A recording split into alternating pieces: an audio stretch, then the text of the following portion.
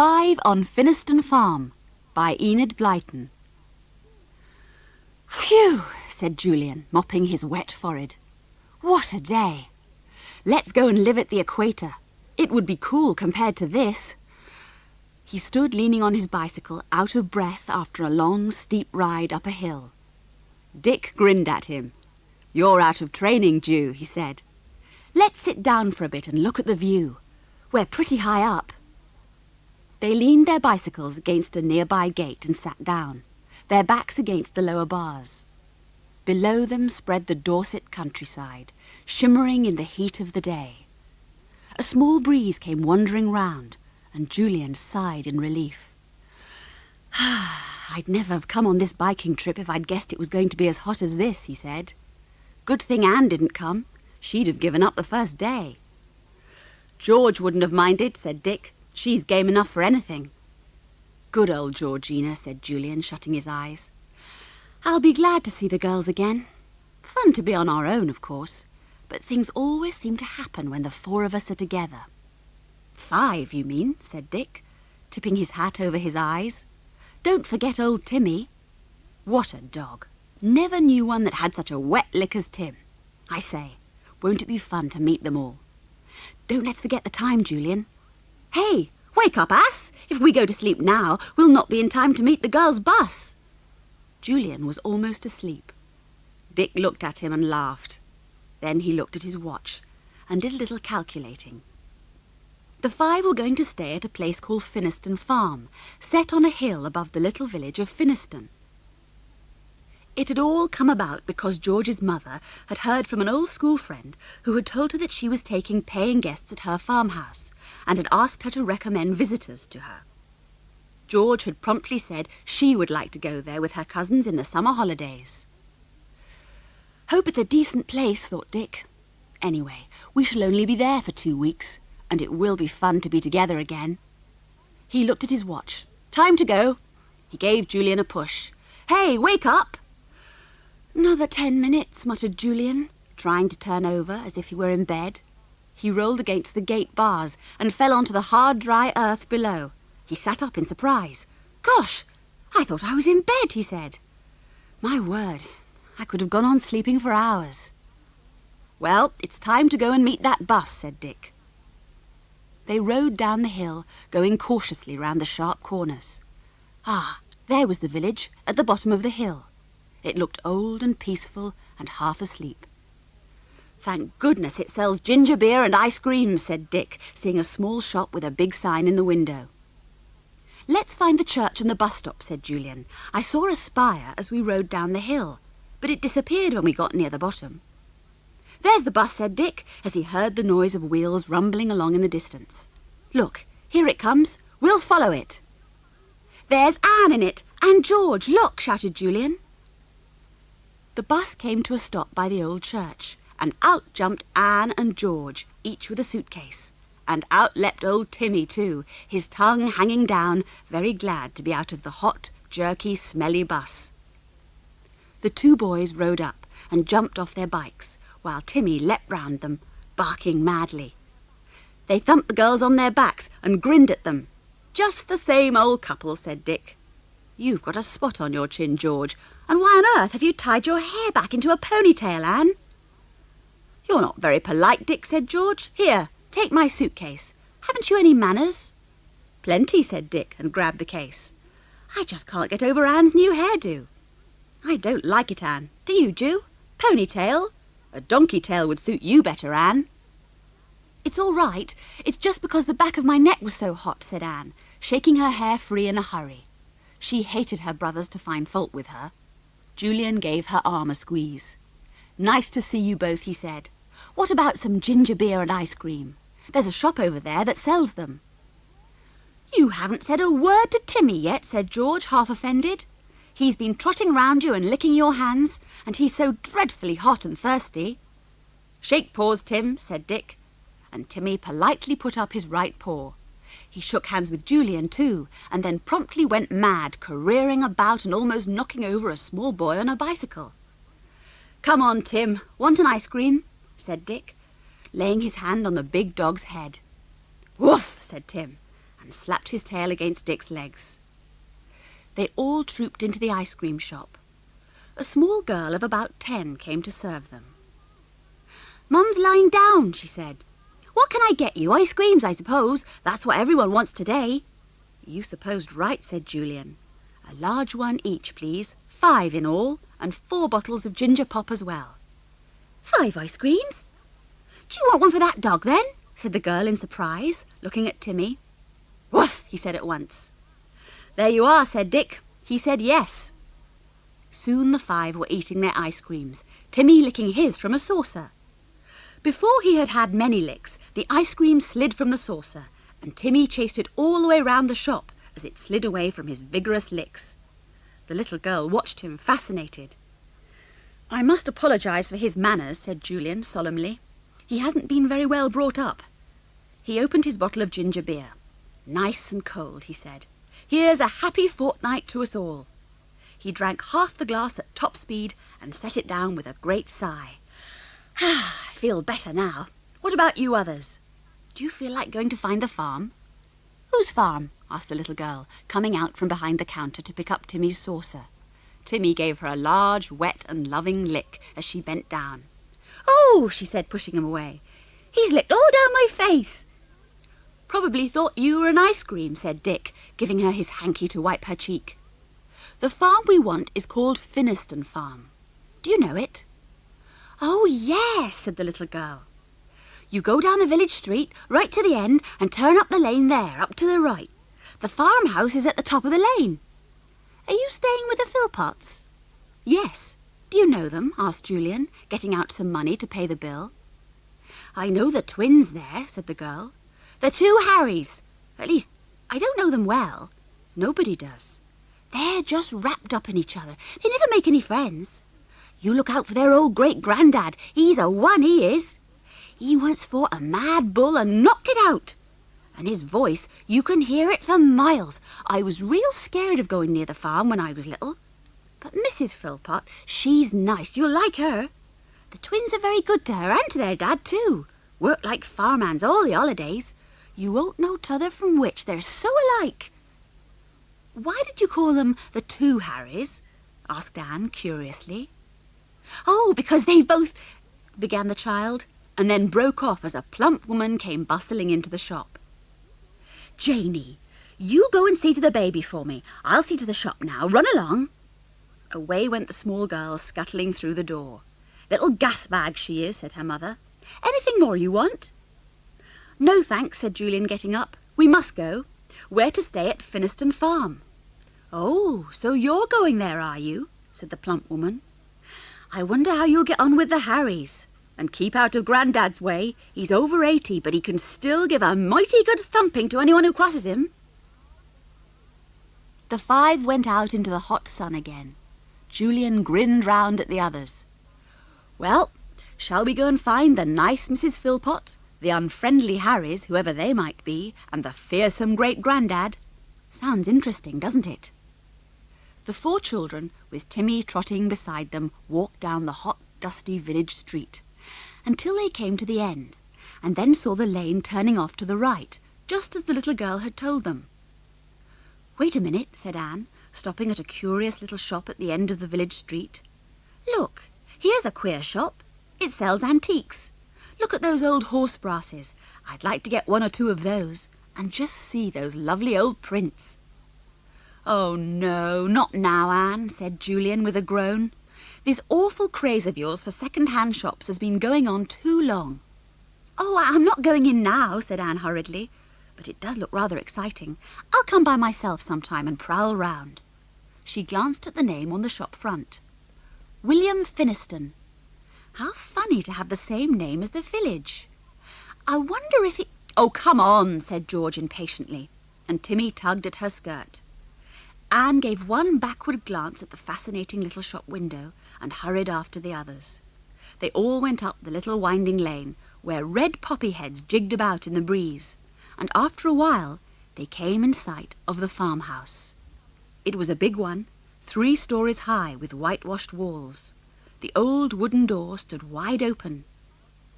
The 5 stood on the scrubbed stone entrance, looking into the dim hall. Somewhere a dog barked, and Timmy at once barked back. Woof, woof! Be quiet, Timmy, said George sharply, afraid that a horde of farm dogs might come rushing out. She looked for a bell or a knocker, but couldn't see either. Then Dick spotted a beautiful wrought iron handle hanging down from the roof of the porch. Could it be a bell? He pulled it, and at once a bell jangled very loudly somewhere in the depths of the farmhouse, making them all jump. They stood in silence, waiting for someone to come. Then they heard footsteps, and 2 children came up the hallway. They were exactly alike. The most twinny twins I've ever seen, thought Anne in amazement. Julian smiled his friendliest smile. Good afternoon. We're the Kirins. I hope you're expecting us. The twins stared at him without a smile. They nodded together. Come this way, they both said, and marched back down the hall. The 4 stared at one another in surprise. Why so stiff and haughty, whispered Dick, putting on a face exactly like the twins. Anne giggled. They all followed the twins, who were dressed exactly alike in navy jeans and navy shirts. They went right down the long hall, round a dark corner, and into an enormous kitchen, which was obviously used as a sitting room as well. The Kirins, Mother, said the twins together, and at once disappeared through another door. The children found themselves facing a pleasant-looking woman, standing by a table, her hands white with flour. She smiled, and then gave a little laugh. Oh, my dears, I didn't expect you quite so soon. Do forgive my not being able to shake hands with you, but I was just making scones for your tea. I'm so pleased to see you. Did you have a good journey here? It was nice to hear her welcoming voice and see her wide smile. The 5 warmed to her at once. Julian put down the suitcase he was carrying and looked round the room. What a lovely place, he said. You carry on with your scone making, Mrs. Philpot. We'll look after ourselves. Just tell us where to go. It's nice of you to have us. I'm glad to, said Mrs. Philpot. I expect your aunt told you the farm's not doing too well, and she kindly said she'd send you here for 2 weeks. I've some other boarders too, an American and his son, so I'm pretty busy. Well, you don't need to bother too much about us, said Dick. In fact, we'll camp out under a haystack if you like, or in a barn. We're used to roughing it. Well, that might be a help, said Mrs. Philpot, going on with her mixing. I've a bedroom that would do for the girls all right, but I'm afraid you boys would have to share with the American boy. And, well, you mightn't like him. Oh, I expect we'll get on all right, said Julian. But my brother and I would certainly prefer to be by ourselves, Mrs. Philpot. What about putting up camp beds or something in a barn? We'd love that. Anne looked at Mrs. Philpot's kind, tired face and felt suddenly sorry for her. She went over to her. You tell Georgina and me anything you'd like us to do to help, she said. You know, making the beds and dusting and things like that. We're used to doing things at home, and I'm going to enjoy having you, said Mrs. Philpot, looking round at them all. And you won't need to help very much. The twins do a great deal. Too much, I think, bless them, because they help on the farm too. Now, you go up the stairs to the very top of the house, and you'll see 2 bedrooms, one on each side of the landing. The left-hand one is yours, girls, and the other one is where the American boy is sleeping. And as for you 2 boys, you can slip out to the barn and see if you'd like a couple of camp beds there. I'll get the twins to take you. The twins came back at this minute and stood silently, shoulder to shoulder, as alike as peas. George looked at them. What's your name? She said to one twin. Harry, was the answer. She turned to the other. And what's yours? Harry. But surely you don't both have the same name, exclaimed George. Well, you see, explained their mother, we called the boy Henry, and he became Harry, of course, and we called the girl Harriet, and she calls herself Harry for short, so they're known as the Harrys. I thought they were both boys, said Dick in amazement. I wouldn't know which is which. Well, they felt they have to be alike, said Mrs. Philpot, and as Harry can't have long hair like a girl, Harriet has to have shorter hair to be like Harry. I very often don't know one from the other myself. Dick grinned. Funny how some girls want to be boys, he said with a sly glance at George, who gave him a furious look. Twins, show the Kirins up to the top bedroom, said Mrs. Philpot, and then take the boys out to the big barn. They can have the old camp beds, if they like the look of the barn. We sleep out there, said the Harrys. Well, you shouldn't, said their mother. I told you to take your mattresses to the little room off the dairy. It's too stuffy, said the twins. I say, look here, we don't want to cause trouble, said Julian. Can't we sleep in the room off the dairy? Certainly not, said Mrs. Philpot, and sent the Harrys a warning glance. There's room for you all in the big barn. Go on now, twins, do as I tell you. The twins went to pick up the suitcases, still looking mutinous. Dick interposed himself between them and the cases. We'll carry them, he said stiffly. And he and Julian picked up a suitcase each and set off after the Harrys, who looked suddenly surprised.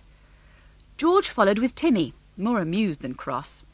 Anne went to pick up a spoon that Mrs. Philpot had dropped. Thank you, dear, said Mrs. Philpot. Look, don't get upset by the twins. They're a funny pair, but good at heart. They just don't like strangers in their home, that's all. Promise you won't mind them. I do want you to be happy here. Anne looked at the kindly, tired face of the woman beside her and smiled. We'll promise not to worry about the twins if you'll promise not to worry about us, she said. We can look after ourselves, you know. Honestly, we're used to it. And please do tell us when you want anything done. She went out of the room and up the stairs. The others were already in one of the 2 bedrooms at the top of the house. It was a fairly big room, whitewashed, with rather a small window and boarded floors. Julian looked at the boards he was standing on. I say, look at the wood this floor's made of. Solid old oak. Hey, twins, this is a fine old house of yours. The twins unbent enough to nod in time together. Seems as if you two go by clockwork. You speak the same words at the same time, you walk in time, you nod your head in time, said Dick. But I say, do you ever smile? The twins looked at him with dislike. Anne nudged Dick. Stop it, Dick. Don't tease them. Perhaps they'd show you the barn now. Right, said Dick, and he and Julian went out of the room. Opposite, with its door open, was the other room, where the American boy slept. It was so very untidy that Dick couldn't help exclaiming, Gosh, how does he get his room into all that mess? He and Julian went down the stairs, and Dick turned back to see if the Harrys were following. He saw them standing at the top, each shaking a furious fist at the door of the American boy's room. Phew, thought Dick. The Harrys have got some sort of hate on there. Let's hope they don't get one for us, too. Well, now for the barn, he said aloud. Don't go so fast, Ju. Wait for the twins. They're just falling over themselves to look after us. The twins stalked out of the farmhouse and took the 2 boys round the dairy shed and up to an enormous barn. One of them pushed open the great door. I say, said Julian, gazing into the dark barn. I never saw such a fine barn in all my life. I wonder why they built the roof so high. What do you store in here, twins? Sacks of meal, said the Harrys. The 2 boys saw a couple of camp beds in a corner of the barn. Look here, said Julian. If you really would rather sleep here alone, we'll sleep in the little room off the dairy that your mother spoke of. Before the twins could answer, a shrill barking came from the direction of the camp beds, and the boys saw a tiny black poodle there, standing up, quivering in every hair. What a tiny thing, said Julian. Is he yours, twins? What's his name? Snippet, came the answer from both at once. Come here, Snippet. At once, the tiny black poodle hurled himself off the camp bed and raced over to them. He fawned on them all, barking in delight, licking everyone in turn. Dick picked him up, but the twins at once clutched Snippet themselves. He's our dog, they said so fiercely that Dick backed away. All right, you can have him. I say, why do you have to be so dumb, said Julian. It really wouldn't hurt you to be a bit friendly. And do let us sleep in your old room. We really don't mind. The twins looked at each other. as if reading one another's thoughts, and then they turned gravely to the boys, not looking quite so unfriendly. "We will all sleep here," they said. "We will fetch the other camp beds." And off they marched, Snippet running excitedly at their heels. Julian scratched his head. "Those twins make me feel peculiar," he said. "I somehow don't feel they're quite real. The way they act and speak together makes me feel as if they're puppets or something." At that moment, a bell rang loudly from the direction of the house. "What's that for?" said Dick. "Tea, I hope." The twins came back at that moment with 2 more camp beds, which they proceeded to set up as far from their own as possible.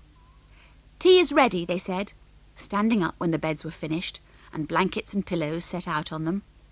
"We will show you where to wash."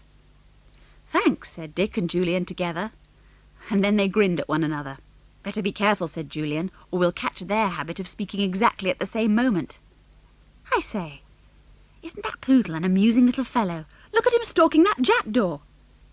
A black jackdaw had flown down from somewhere in the roof of the barn. As Snippet danced after him, he ran behind sacks, scurried into corners, and led the little dog such a dance that the 2 boys roared. Even the twins smiled. "Jack!" said the jackdaw, and rose into the air. He settled himself neatly on the middle of the Poodle's back, and Snippet promptly went mad and tore about the barn at top speed. "Roll over, Snippet!" shouted the Harrys, and Snippet at once flung himself on his back. But the jackdaw, with a triumphant "Jack!" rose at once into the air and alighted on one twin's head. "I say, is he tame?" said Dick. "What's his name?" "Nosy. He's ours. He fell down a chimney and broke his wing," said the twins. "So we kept him till it was well, and now he won't leave us." "Gosh," said Dick, staring at them. "Did you really say all that, or was it the jackdaw?" Nosy pecked at the twin's ear nearest to him, and the twin gave a yell. "Stop it, Nosy!" The jackdaw rose into the air with a "Chack, chack, chack!" It sounded very like a laugh, and disappeared somewhere in the roof. Just then the 2 girls came to find the boys in the barn, sent by Mrs. Philpot, who was sure they hadn't heard the bell. Timmy was with them. "Oh, there you are," called Anne. "Mrs. Philpot said we—" Timmy began to bark, and she stopped. He had caught sight of Snippet sniffing behind the sacks, still hunting for the cheeky jackdaw. He stood still and stared. Then he gave another loud bark and shot over towards the Poodle, who gave a terrified yelp and leapt into the arms of one of the twins. "Take your dog away," said both twins fiercely, glaring at the 4. "It's all right. He won't hurt Snippet," said George, advancing on Timmy and taking hold of his collar. "He really won't." "Take your dog away!" shouted the twins. All right," said George, glaring as angrily as the twins. "Come on, Tim. That Poodle wouldn't be more than a mouthful for you anyway." They all went back to the farmhouse in silence, Snippet having been left behind on the camp bed belonging to one of the twins. They cheered up when they came into the big, cool kitchen. Tea was now laid on the farmhouse table. The 4 looked at the homemade buns and biscuits and the great fruit cake. They stared at the dishes of homemade jam and the big plate of ripe plums. Then they looked at Mrs. Philpot, sitting behind a very big teapot, pouring out cups of tea. "You mustn't spoil us, Mrs. Philpot," said Julian, thinking that really his hostess was doing too much. "Please don't let us make too much work for you." A loud, commanding voice suddenly made them all jump. Sitting in a big wooden armchair near the window was someone they hadn't seen. A burly old man with a shock of snowy white hair and a luxurious white beard almost down to his waist. His eyes were startlingly bright as he looked across at them. "Too much work? What's that you say? Too much work? Ha! People nowadays don't know what work is, that they don't. Grumble, grumble, grumble, asking for this and expecting that." Now, Grandad," said Mrs. Philpot gently. "You just sup your tea and rest. You've been out on the farm all day, and it's too much work for you." That set the old man off again. "Too much work? Now let me tell you something. When I was a young lad, Hello? Who's this?" It was Timmy. He'd been startled by the sudden shouting of the old man and had stood up, his hackles rising and a low growl down in his throat. And then a very curious thing happened. Timmy walked slowly over to the fierce old man, stood by him, and laid his head gently on his knee. Everyone stared in astonishment, and George could hardly believe her eyes. At first the old man took no notice. He just let Timmy stay there and went on with his shouting. No one knows anything these days. They don't know a good sheep or a good bull or a good dog. Timmy moved his head a little, and the old man stopped again. He looked down at Timmy and patted him on the head. Now here's a dog, a real dog, a dog that could be the best friend any man ever had. He reminds me of my old True, he does. George was staring in amazement at Timmy. He's never done a thing like that before, she said. All dogs are like that with old Grandad, said Mrs. Philpot softly. Don't mind his shouting. He's like that. See, your Timmy is lying down by Grandad. Now they'll both be happy. Grandad will have his tea and be nice and quiet. Don't take any notice of him now. Still astonished, the children ate a marvellous tea and were soon talking eagerly to Mrs. Philpot, asking her questions about the farm. Yes, of course you can go on the tractor. And we've an old Land Rover too. You can motor round the farm in that if you like. Wait till my husband comes in. He'll tell you what you can do. Nobody saw a little black shadow come in at the door and sidle softly over to Grandad. Snippet the poodle. He had left the barn and come to the kitchen he loved. It was only when Mrs. Philpot turned round to ask the old man to have another cup of tea that she saw a very strange sight indeed. She nudged the twins, and they turned to look. They saw Timmy lying peacefully down on Grandad's big feet, and Snippet the poodle lying between Timmy's great front paws. Well, what an astonishing sight to be sure. Grandad's happy now, said Mrs. Philpot. 2 dogs at his feet. And now look, here's my husband. Come along in, Trevor. We're all here, the dogs as well. A big man came into the kitchen, very like the twins to look at. He stooped and seemed tired. He didn't smile, but just nodded. Trevor, here are the visitors I told you about, said Mrs. Philpot. Look, this is Julian, and... More visitors, said Trevor with a groan. Good heavens, what a crowd of children. Where's that American boy? I've got a bone to pick with him. He tried to set the tractor going by himself this morning and... Oh, Trevor, never mind about that now. Just wash and come and have your tea, said Mrs. Philpot. I've kept some of your favourite scones for you. Don't want any tea, said her husband. Can't stop, except for just 1 cup. And that I'll take into the dairy. I've got to go and see to the milking. Bob's off today. We'll help, Dad, said the twins, speaking together as usual, and they got up from the table at once. No, you sit down, said their mother. You've been on the go from 7 o'clock this morning. Sit down and finish your tea in peace. I could do with your help, twins, said their father as he went through the door to the dairies. But now your mother's got so many on her hands, she'll need you more than I do. Mrs. Philpot, let the twins go if they want to, said Julian at once. We can help, you know. We're used to helping at home. And what's more, we like it, said Anne. You let 'em help, shouted the old great-grandad suddenly from his corner, making Timmy and Snippet leap to their feet, startled. What are children coming to nowadays? Waited on hand and foot. Ha! Now, Grandad, said poor Mrs. Philpot, don't you start worrying. We can manage fine. The old man made a loud explosive noise and banged his hand down on the arm of the chair. What I say is this! But he got no further, for the sound of footsteps could be heard in the hall coming towards the kitchen, and loud American voices came nearer and nearer. Oh, see here, Pop, I want to come with you. This is a dead and alive place. You take me up to London with you. Oh, Pop, go on, do. In came a burly man, looking rather odd in smart town clothes, and a fat, pasty-faced boy of about 11. The father stood at the door and looked round, rubbing his hands. Hiya, folks. We've been over to that swell old town and picked up some fine souvenirs. My, they were cheap as dirt. We late for tea? Hello, who are all these folks? He grinned round at Julian and the others. Julian stood up politely. "We're 4 cousins," he said. "We've come to stay here." "Stay here? Where you going to sleep then?" demanded the boy, pulling up a chair to the table.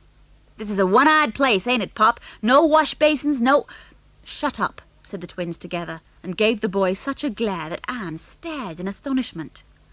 "Oh, go on, I can say what I like, can't I?" said the boy. "Free country, isn't it? Mrs. Philpott, I'll have a bit of that cake. Looks good to me." "Can't you say please?" roared a voice from the corner, but the boy took no notice and merely held out his plate while Mrs. Philpott cut him an enormous slice of cake. "I'll have the same as Junior, Mrs. Philpott, ma'am," said the American, and sat down at the table. "Say, you should have seen the things we've bought. We've had a day, haven't we, Junior?" "Sure, Pop," said Junior. "Say, can't I have an iced drink? Look at here, who's going to drink hot tea on a day like this?" "I'll get you some iced orangeade," said Mrs. Philpott, rising. "Let him get it himself, little varmint!" That was Great-Grandad again, of course, but the twins were already up and on their way to fetch the orangeade themselves. George caught sight of their faces as they passed her, and had a shock of surprise. Goodness, how those twins hated that boy! "That old granddaddy of yours must be a bit of a nuisance to you," said the American in a low voice to Mrs. Philpott. "Always butting in, isn't he? Rude old fellow, too." "Now don't you sit there whispering," shouted Grandad. "I can hear every word." Now, Grandad, don't upset yourself," said poor Mrs. Philpott. "You just sit there and have a nap." "No, I'm going out again," said Great-Grandad, heaving himself up. "There's some people that fair make me ill." And he went out, leaning on his stick, a magnificent figure with his head of snow-white hair and his long beard. Timmy got up and followed the old man to the door, with Snippet close behind him. Junior saw Timmy at once. "I say, look at that big dog," he said. "Who's he? I've not seen him before. Hey, you, come and have a bun." Timmy took not the slightest notice. George addressed Junior in an icy voice. "That's my dog, Timmy. I don't allow anyone to feed him except myself." "Shucks," said Junior, and threw the cake down on the floor so that it slid to Tim's feet. "That's for you, dog." Timmy looked down at the cake and stood perfectly still. Then he looked at George. "Come here, Timmy," said George, and he walked straight to her. The cake lay on the floor, half broken into crumbs. "My dog is not going to eat that," said George. "Better pick it up, hadn't you? It's made a bit of a mess on the floor." "Ah, pick it up yourself," said Junior, helping himself to another bun. My, what a glare you've got. Makes me want my sunglasses, brother." He gave George a sudden, sharp dig in the ribs, and she gasped. Timmy was beside her in a moment, growling so deeply that Junior slid out of his seat in alarm. "Say, Pop, this dog's fierce," he said. "He made to bite me." "He did not," said George, "but he might bite you if you don't do what I say, and pick up that bun." Now, said Mrs. Philpott, really distressed. "Leave it. It can be swept up afterwards. Will you have another piece of cake, Mr. Henning?" It really was an embarrassing meal, and Anne longed for it to be over. Everyone was extremely bored. The twins came back with a jug of orangeade, which they placed on the table with 2 glasses, in case Mr. Henning wanted some. Then they disappeared. "Where have they gone?" demanded Junior, having poured a glass of orangeade straight down his throat in a most remarkable manner. "Gee, that was good." "The twins have gone to help with the milking, I expect," said Mrs. Philpott, looking suddenly very weary. Junior piped up at once. "Hey, I'll go and help with the milking," he said, and slid off his chair. "I'd rather you didn't, Junior," said Mrs. Philpott. "You upset the cows a bit last time, you know." "Oh, gee, that was because I was new to it," said Junior. Julian looked at Mr. Henning, expecting him to forbid Junior to go, but he said nothing. He lighted a cigarette and threw the match down on the floor. George scowled when she saw Junior heading for the door. How dare he go out to the milking against the wishes of his hostess? She murmured a few words to Timmy. He got up at once and ran to the door, barring it against Junior. "Get out of my way, you," said Junior, stopping. Timmy growled. "Say, call him back, will you?" said Junior, turning round. No one said anything. Mrs. Philpott rose and began to gather things together. It seemed to George as if she had tears in her eyes. No wonder if this kind of thing happened every day. As Timmy stood like a statue in the doorway, giving small, threatening growls every now and again, Junior decided to give up. He walked back to his father. "Say, Pop, coming for a walk?" he said. "Let's get out of here." Without a word, father and son walked out of the other door. Everyone heaved a sigh of relief. "You go and sit down and have a rest, Mrs. Philpot," said Anne. "We'll do the washing up. We'd love to." "Well, it's really kind of you," said Mrs. Philpot. "I've been on the go all day and 20 minutes rest will do me good. I'm afraid Junior gets on my nerves. I do hope Timmy won't bite him." "He'll probably give him a nip before long," said George cheerfully, collecting cups and saucers with Anne. "What are you boys going to do? Go to the milking shed?" "Yes, we've milked cows plenty of times," said Dick. "Nice job. I like the smell of cows. See you later, girls. And if that little pest tries any tricks, just give us a call. I'd love to rub his face into that crummy mess on the floor." Supper was really a very pleasant meal, for Mr. Henning and Junior didn't come in. There was much talk and laughter at the table, though the twins, as usual, said hardly anything. They puzzled Anne. Why should they be so unfriendly? Great-Grandad was not there, nor was Mr. Philpot. "They're both making the best of the daylight," said Mrs. Philpot. "There's a lot to do on the farm just now." The children enjoyed the meat pie that Mrs. Philpot had baked, and the stewed plums and rich cream that followed. Anne suddenly yawned a very large yawn. "Oh, sorry," she said. "It just came all of a sudden. I don't know why I feel so sleepy." "Oh, you've set me off now," said Dick, and put his hand in front of an even larger yawn. "Well, I don't wonder we feel sleepy. Ju and I set off at dawn this morning, and I know you girls had a jolly long bus ride." "Well, you go to bed, all of you, as early as you like," said Mrs. Philpot. "I expect you'll want to be up bright and early in the morning. The Harrys are always up about 6 o'clock. They just will not stay in bed." "And what time does Junior get up?" asked George with a grin. 6 o'clock too?" "Oh, not before 9 o'clock usually," said Mrs. Philpot. "Mr. Henning comes down about 11. He likes his breakfast in bed. So does Junior." "What? You don't mean to say you take breakfast up to that lazy little pest?" said Dick, astounded. "Why don't you go and drag him out by the ankles?" "Well, they are guests and pay well for being here," said Mrs. Philpot. "I'll take Junior his breakfast," said George, much to everyone's astonishment. "Timmy and I together. We'd like to, wouldn't we, Timmy?" Timmy made a most peculiar noise from under the table. "That sounded like a laugh to me," said Dick. "Oh, no, my dears," said Mrs. Philpot. "I can't have one guest waiting on another. Though I must say, those stairs are a trial to my legs when I'm carrying up trays." "I'll take Junior's tray, and Mr. Henning's too, if you like," said George, in a half-kind, half-fierce voice. "Not Mr. Henning," said Julian, giving George a warning look. "Don't go too far, old thing. Just Junior's tray will be enough." All right," said George, rather sulkily. "Aren't Junior and Mr. Henning coming in to supper?" "Not tonight," said Mrs. Philpot, in a thankful voice. "They're dining at some hotel in Dorchester, I think. I only hope they won't be back too late. Great-Grandad likes to lock up early." The children were really glad when the evening meal was cleared away and washed up, for they all felt heavy with sleep. "Good night, Mrs. Philpot," they said when everything was done. "We're off to bed. Are the twins coming too?" The twins actually condescended to nod. They looked tired out. Julian wondered where Mr. Philpot and old Great-Grandad were. Still out working, he supposed. He yawned. He thought longingly of his camp bed. They went their various ways, the twins and Julian and Dick to the big barn, the girls upstairs to the room opposite Junior's. George peeped into it. It was even untidier than before, and obviously Junior must have been eating nuts up there, for the floor was strewn with shells. A crashing noise awoke the girls about 2 hours later, and they sat upright in bed, alarmed. Timmy began to bark. George crept to the top of the stairs. hearing Grandad's loud voice below, and then crept back to Anne. "It's Mr. Henning and Junior come back," she said. Apparently old Grandad had locked up, and they crashed and banged on the knocker. My, what a to-do! Here comes Junior.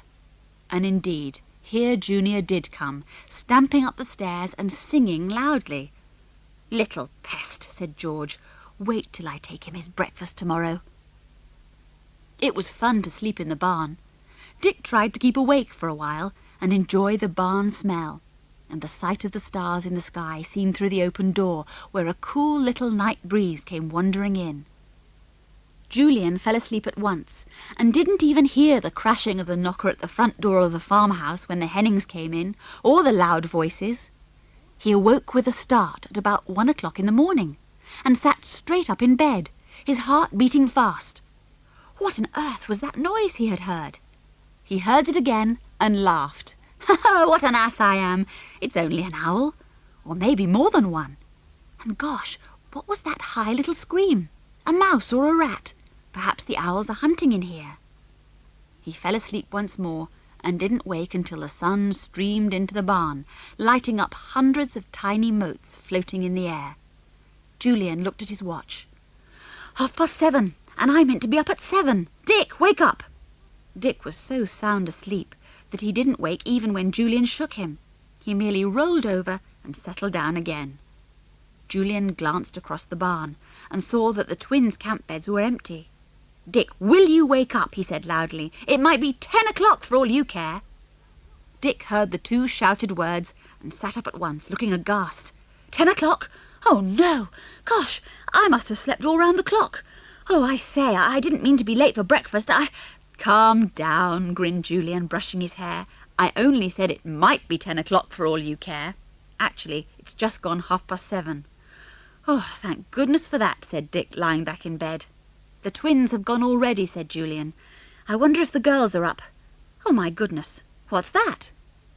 Something had jabbed him sharply in the back, making him jump violently. Julian swung round. "Oh, it's you, Nosy the jackdaw," he said, looking at the cheeky bird now perched on his pillow. "You've got a jolly sharp beak." "Chack," said the jackdaw, and flew to his shoulder. Julian felt flattered until the jackdaw pecked his ear. "Here, you take the bird," he said to the unwary Dick, and handed Nosy to him. Nosy promptly pounced on the watch lying beside Dick's pillow and flew off with it. Dick gave an angry yell. "Bring that back, you ass of a bird! Don't you know a watch when you see one? He's taken my watch due. Goodness knows where he'll hide it." "He's gone into the roof," said Julian. "We'd better tell the twins. Perhaps they can deal with him. Now, why doesn't he take Junior's watch? That would be a trick I should really applaud." "Chack, chack, chack," said Nosy, exactly as if he agreed. He had to open his beak to say chack, and the watch promptly fell out.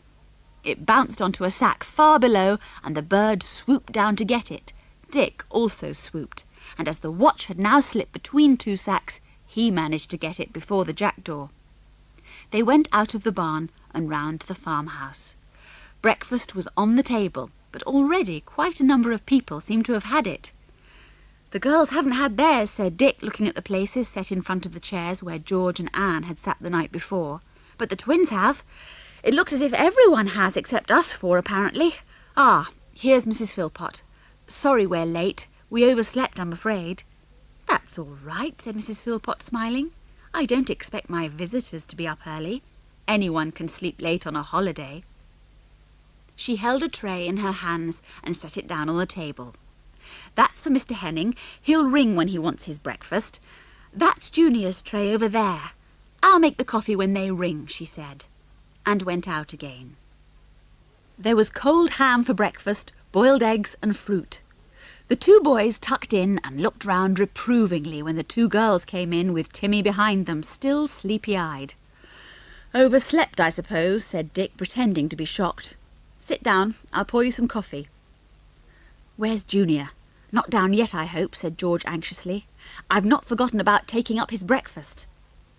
"I say, do you think it's all right to let George take up Junior's breakfast?" said Julian after a pause.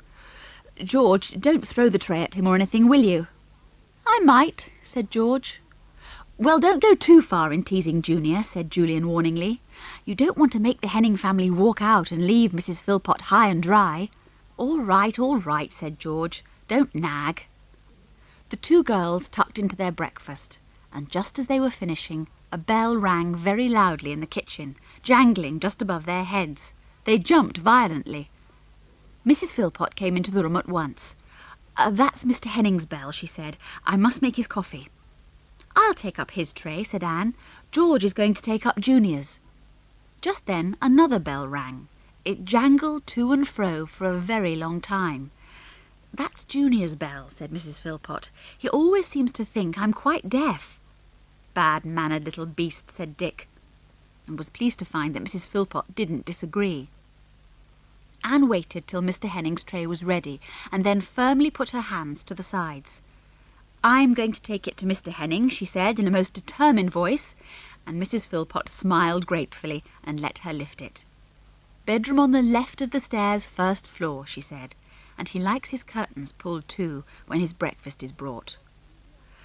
"And does Junior like his pulled as well?" inquired George, in such a sugary voice that the two boys looked round at her suspiciously. What was she up to now? "Well, I do pull them for him," said Mrs. Philpot, "but don't you pull them if you don't feel like it. Thank you very much, dear." Anne had already gone upstairs with Mr. Henning's tray, and now George set off with Junior's. She went carefully upstairs with Timmy close at her heels. George came to Junior's door. It was shut. She gave it a violent kick, and it flew open. She entered, clattering with her feet, and set the tray down on a table with a jolt that upset the coffee. She went whistling to the windows and pulled the curtains back across the poles so that they made a loud clattering noise. Junior had apparently fallen asleep again, his head under the clothes. George upset a chair with a crash. That made Junior sit up, half scared. "What's going on here?" he began. "Can't you bring my breakfast without—" Then he saw it was George in the room, not the kindly Mrs. Philpot. "Get out," he said angrily. "Crashing about like that! Pull the curtains across again. The sun's too strong. And look how you spilt the coffee. Why didn't Mrs. Philpot bring my breakfast? She usually does. Here, put the tray on my knees like she does." George whipped the bedclothes off him, took up the tray and set it down violently on his pyjamaed knees. The hot coffee got a violent jerk and some drops fell on his bare arm. They were hot, and he yelled loudly. He lashed out at George and hit her hard on the shoulder. That was a very great mistake. Timmy, who was at the door watching, leapt onto the bed at once, growling. He pulled the terrified boy onto the floor and kept him lying there, standing over him, deep growls coming from the depths of his great body. George took absolutely no notice.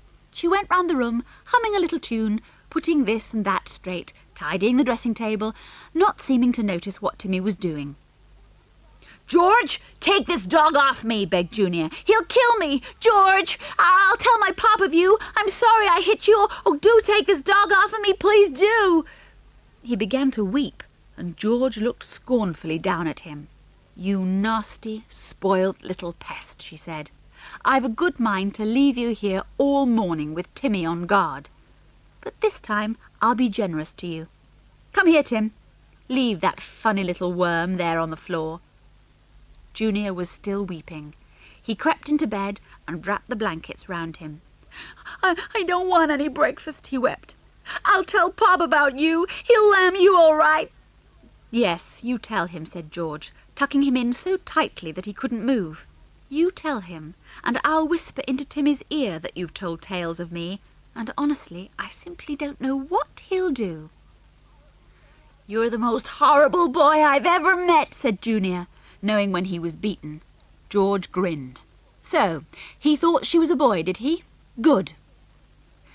"Mrs. Philpot isn't going to bring up your breakfast any more," she said. "I'm going to, with Timmy, see? And if you dare to ring that bell more than once each morning, you'll be sorry." "I don't want my breakfast brought up," said Junior in a small voice. I'd rather get up and go downstairs for it. I don't want you to bring it." "Right, I'll tell Mrs. Philpot," said George. "But if you change your mind, just tell me. I'll bring it up any morning, with Timmy." The twins, Harry and Harriet, had had their breakfast some while ago. They now came into the big kitchen, Snippet at their heels, and scowled to see the five still having breakfast there. Anne was in fits of laughter over George's account of the way she had dealt with Junior. "You should have seen his face when I plonked the breakfast tray on his knees and the hot coffee splashed him," said George. "He let out a yell that startled even old Timmy. And when he hit me, and Timmy leapt on the bed and dragged him out on the floor, his eyes nearly fell out of his head." "No wonder he's decided to come down to breakfast each morning then," said Julian. "He'll be scared stiff of you appearing with a breakfast tray again." The twins listened to this in amazement. They looked at one another and nodded. Then they walked up to the breakfast table, and for once in a way, only one twin spoke. Whether it was Harry or Harriet, nobody knew, for they both looked so much alike. "What's happened?" said the twin to George. "Why did you take up Junior's breakfast tray?" "Because we were all so fed up with the way Junior and his pop impose on your mother," said George. "Fancy a boy having breakfast in bed." So old George took it into her head to take up his breakfast herself, and she said she'd teach him such a lesson he'd be a bit more considerate of your mother in future, said Dick. The twins each gave a sudden loud laugh, which surprised the others very much. "Well, I'm blessed," said Dick. "Fancy you being able to laugh. Well, now that you've condescended to talk to us, let me tell you this. We think your mother is absolutely tops, and far from giving her more trouble, we're all going to help as much as we can. Got that?" Both twins were smiling broadly now. "We hate Junior," said one twin. "He thinks our mother is a kind of slave, to come when he rings for her or shouts for her." "His father's the same," said the other twin, "wanting this and that and sending our mother all over the place to fetch and carry for him. Why doesn't he go and stay at a hotel?" "He doesn't because he's so set on snooping out our old things and buying them," said the other twin. "I know for a fact that Mother has sold him some of her own things, but she just had to have some money. Things are so expensive, and we grow out of our clothes so quickly." "I say, it is nice to hear you talking properly," said Julian, clapping the twin on the back. "And now, would you mind letting us know how to tell which of you is which?" The twins gave sudden, mischievous grins. "Well, don't you tell Junior then," said one. "You can always tell me by this scar on my hand, see? Harriet hasn't any scar. I'm Harry." The four looked at the long, thin scar on the boy's hand. "I got that by tearing the back of my hand on barbed wire," said Harry. "Now you'll know us from each other. I say, how would you like to go round the farm in our old Land Rover today? It's the best way to see over the farm. I think Bill's got to go round this morning and check on the fields and the stock. He'll take you if I ask him." "Fine," said Julian. "What time?" "In about half an hour," said Harry. "I'll find Bill, and when you hear a horn hooting, come on out. By the way, Bill isn't much of a talker, but if he takes to you, he'll be quite pally." "Right," said Julian. "Can Dick and I do something while the girls are clearing away?" "Gosh, yes, there's always something to do on a farm," said Harry. "Come on up to the chicken houses. Harriet and I are patching them up to stop the rain leaking in." Julian and Dick, with Timmy behind them, immediately went off with the twins. "Well, thank goodness I took Junior's breakfast up to him and put him in his place," said George, folding up the tablecloth. It was apparently just the one thing that would make the twins friendly. "Hark, Anne, I believe that's Junior coming." She slipped behind the dresser while Anne set the chairs straight round the table. Junior came creeping in very quietly indeed and looked round fearfully. He seemed very relieved to find only Anne there. He considered that she was quite harmless. "Where's that dog?" he asked. "What dog?" said Anne innocently. "Snippet?" "No, that great ugly mongrel, and that awful boy he belongs to," said Junior, still fearful. "Oh, you mean George, I suppose," said Anne, amused that Junior thought George was a boy. "Well, look over there." Junior saw George advancing on him from behind the dresser, gave one agonized yell and fled, fearing that she had Timmy behind her. George laughed. "We shan't have much trouble with him in future," she said. "I just hope he doesn't say too much to his pop." After a while, they heard the sound of a hooter outside. "That's the Land Rover," said George, excited. "Well, we've just finished the washing up. Hang up the tea-cloth to dry, Anne. I'll pop these dishes into the cupboard. Soon they were out of the great kitchen door and down the passage that led to the yard. Not far off was a van-like car, the Land Rover. It was an old one, very dirty and a bit lopsided. Dick and Julian yelled to the girls, "Buck up! Didn't you hear us hooting?" The girls ran to the Land Rover. Bill, the farmhand, was at the wheel. He grinned at them and nodded. Timmy greeted George as if he hadn't seen her for a year and almost knocked her down in his playfulness. "Tim, don't be such an ass," said George, "planting your great muddy paws all over me. Where are the twins? Aren't they coming?" "No," said Bill. "They be busy." They all got in and were just about to set off when someone else appeared. "Wait, I'm coming! Wait, I say!" And up ran Junior, full of himself as usual. "Jump down, Tim. Go to him," said George in a low voice.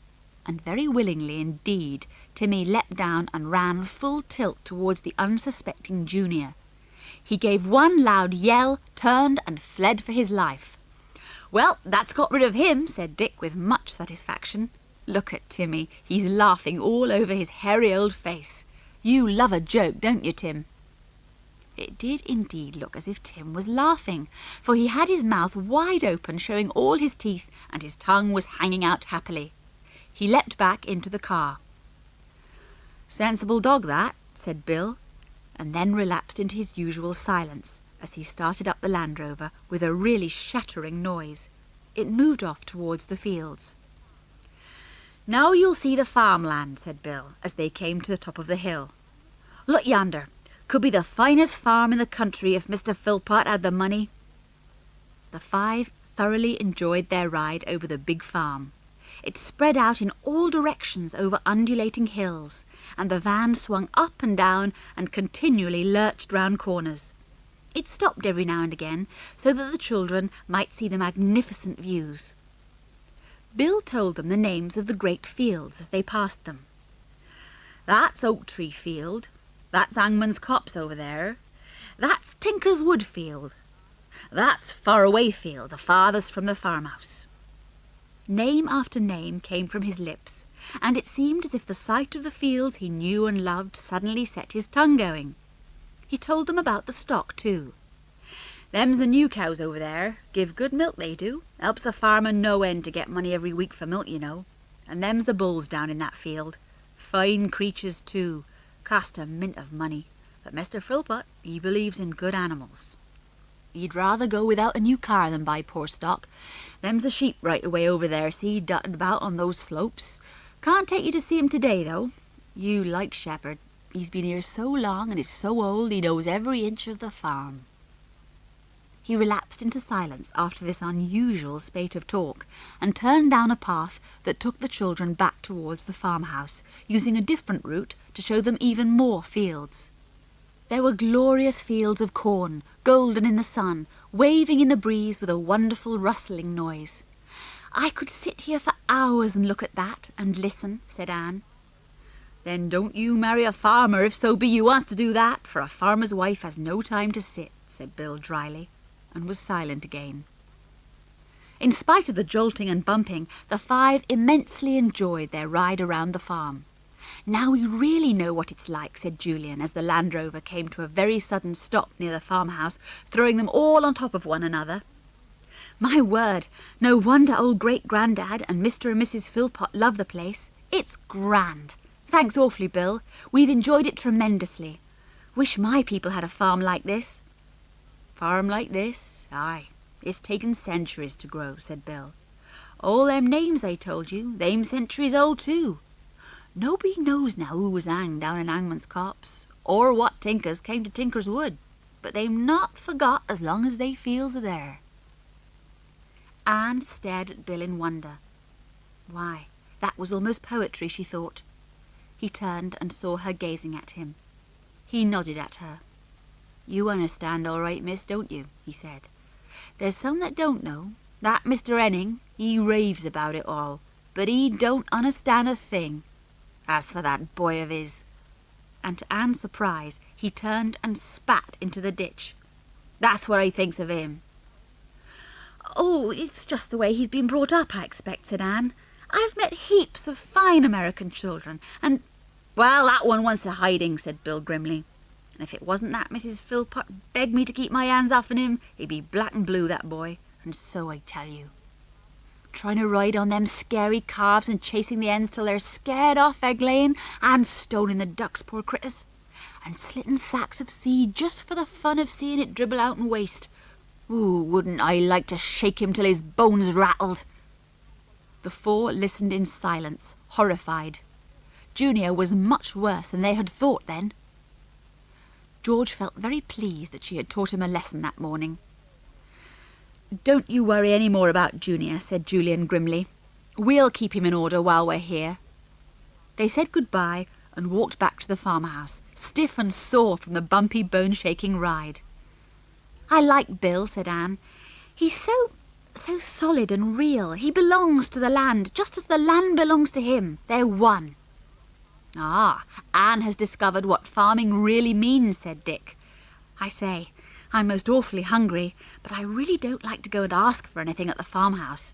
Let's go down to the village and get buns and milk at the dairy." "Oh, yes," said Anne and George, and Timmy gave a few sharp, short barks as if he thoroughly agreed.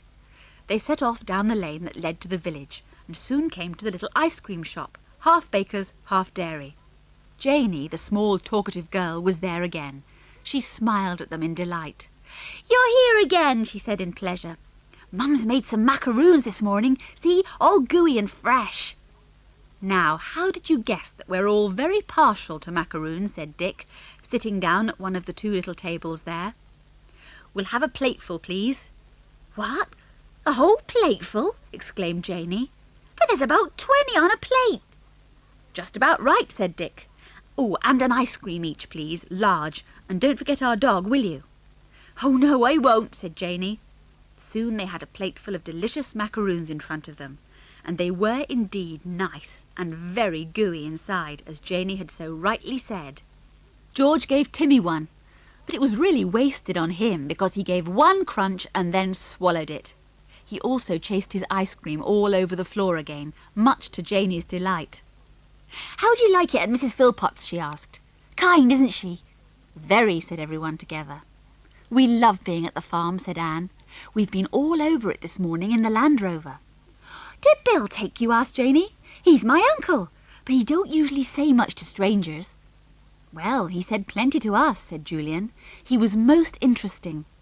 Does he like macaroons?" "Oh, yes," said Janey, rather astonished. "Everyone likes Mum's macaroons." "Could he eat 6, do you think?" asked Julian. "Oh, yes," said Janey, still astonished, her blue eyes opened wide. "Right, put 6 in a bag for me," said Julian. "I'll give them to him in return for a jolly fine ride." "That's right down nice of you," said Janey, pleased. "My uncle's been on Finniston farm all his life. You ought to get him to show you where Finniston Castle used to stand before it was burnt down and—" "Finniston Castle!" exclaimed George in surprise. "We went all over the farm this morning and saw every field, but we didn't see any ruined castle." "Oh, no, you wouldn't see anything," said Janey. "I told you it was burnt down right to the ground ages ago. Finniston Farm belonged to it, you know. There's some picture of it in a shop down the road. I saw them and—" "Now, Janey, how many times have I told you not to chatter to customers?" said Janey's mother, bustling in, frowning. "That tongue of yours, can't you learn that people don't want to hear your chatter? "We like talking to Janey," said Julian politely. "She's most interesting. Please don't send her away." But Janey had fled, red-cheeked and scared. Her mother began to arrange the goods on the counter. "Let's see now, what did you have?" she said. "Good gracious, where are all those macaroons gone? There were at least 2 dozen there." Well, we had almost 20, and the dog helped, of course, and Janey put 6 in a bag for us. Let's see now." "There were 24 on that plate," said Janey's mother, still amazed. 24, I counted them." "And 5 ice creams," said Julian. "How much is that altogether? Most delicious macaroons they were." Janey's mother couldn't help smiling. She totted up the bill, and Julian paid. "Come again," she said, "and don't let that little gas bag of mine bore you." They walked to the end of the street and came to the little lane that led up to the farm. Anne stopped. "I'd like to go and look at the horse brasses in this little antique shop," she said. "You go on. I'll come later." "I'll come in with you," said George, and she turned to the little shop window. The boys walked on by themselves. "We'll probably be helping on the farm somewhere," shouted back Dick. "So long." Just as Anne and George were going into the shop, two people came out and almost bumped into them. One was Mr. Henning, the American, and the other was a man they hadn't seen before. "Morning," Mr. Henning said to them, and went into the street with his friend. Anne and George walked into the dark little shop. There was an old man there, drumming on the counter, looking quite angry. He gave the two girls such a glare that they felt quite frightened. "That man," said the old man, and frowned so fiercely that his glasses fell off. Anne helped him to find them among the clutter of quaint old trinkets on his counter. He fixed them on his nose again and looked sternly at the two girls and Timmy. "If you've come to waste my time, please go," he said. "I'm a busy man. Children are no good to me, just want to nose round and touch this and that and never buy anything. That American boy now, he's... But you don't know what I'm talking about, do you? I'm upset. I'm always upset when people want to buy our beautiful old things and take them away to a country they don't belong to.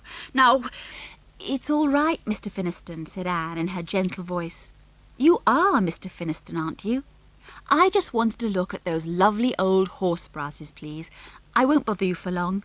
We're staying at Finniston Farm and..." "Ah, at Finniston Farm, did you say?"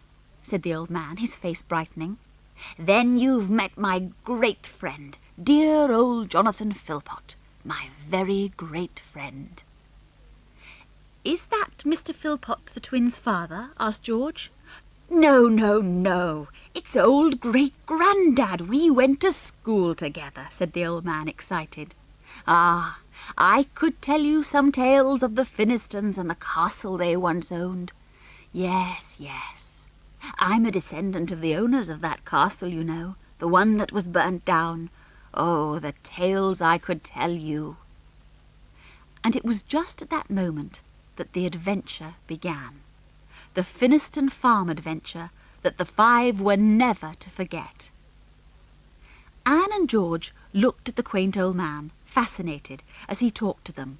He stood there behind the counter of his little dark antique shop, surrounded by things even older than himself, a little bent old man with only a few hairs on his head. He had a kindly wrinkled face, with eyes so hooded with drooping lids that they seemed to look out through slits. The two girls were thrilled to hear that old Mr. Finniston was actually descended from the long-ago Finnistons, who lived in Finniston Castle. "Is that why your name's Finniston?" asked Anne. "Tell us about the castle. We only heard about it for the first time today, but we don't even know exactly whereabouts it stood. I didn't see a single stone when we went around the farm this morning." "Oh, no, no, you wouldn't," said Mr. Finniston. "It was burned right down to the ground, you see, and through the centuries people have taken the old stones for building walls. Ah, well, it was a long, long time ago." "How long?" asked George. "Let's see now. It was burnt down in 1192, the 12th century, said Mr. Finniston. "Norman times, you know. Ever heard of the Normans?" "Of course we've heard of the Normans," said George indignantly. "They conquered England, and the first Norman king was William I, 1066. That's right," said Mr. Finniston. "Well, it was a Norman castle. Look, like the ones in this picture, see?" And he showed them a copy of an old print. They gazed at the stone castle pictured there. "Yes, it's a Norman castle," said George. "Was Finniston Castle just like that?" "I've got a copy of an old drawing of it somewhere," said the old fellow. "I'll find it and show it to you sometime. A small castle, of course, but a very fine specimen. How it was burnt down, I don't know. Can't find out for certain. The story goes that it was attacked at night by the enemy, and there were traitors in the castle itself who set fire to it, and while the castle folk were fighting the fire, the enemy walked in and slew nearly all of them. So the castle was no use for living in after that, I suppose, said Anne. But it's strange there isn't even a stone to be seen anywhere. Oh, that's where you're wrong, said Mr. Finniston triumphantly. There are stones from the castle all over the farm. But only I and old great-grandad know where they are now. There's an old wall with some of the castle stones at the bottom. And there's a well, but no, I mustn't tell you those secrets. You might tell them to the Americans who come here and buy up all our old treasures. We won't, we promise, said both girls at once.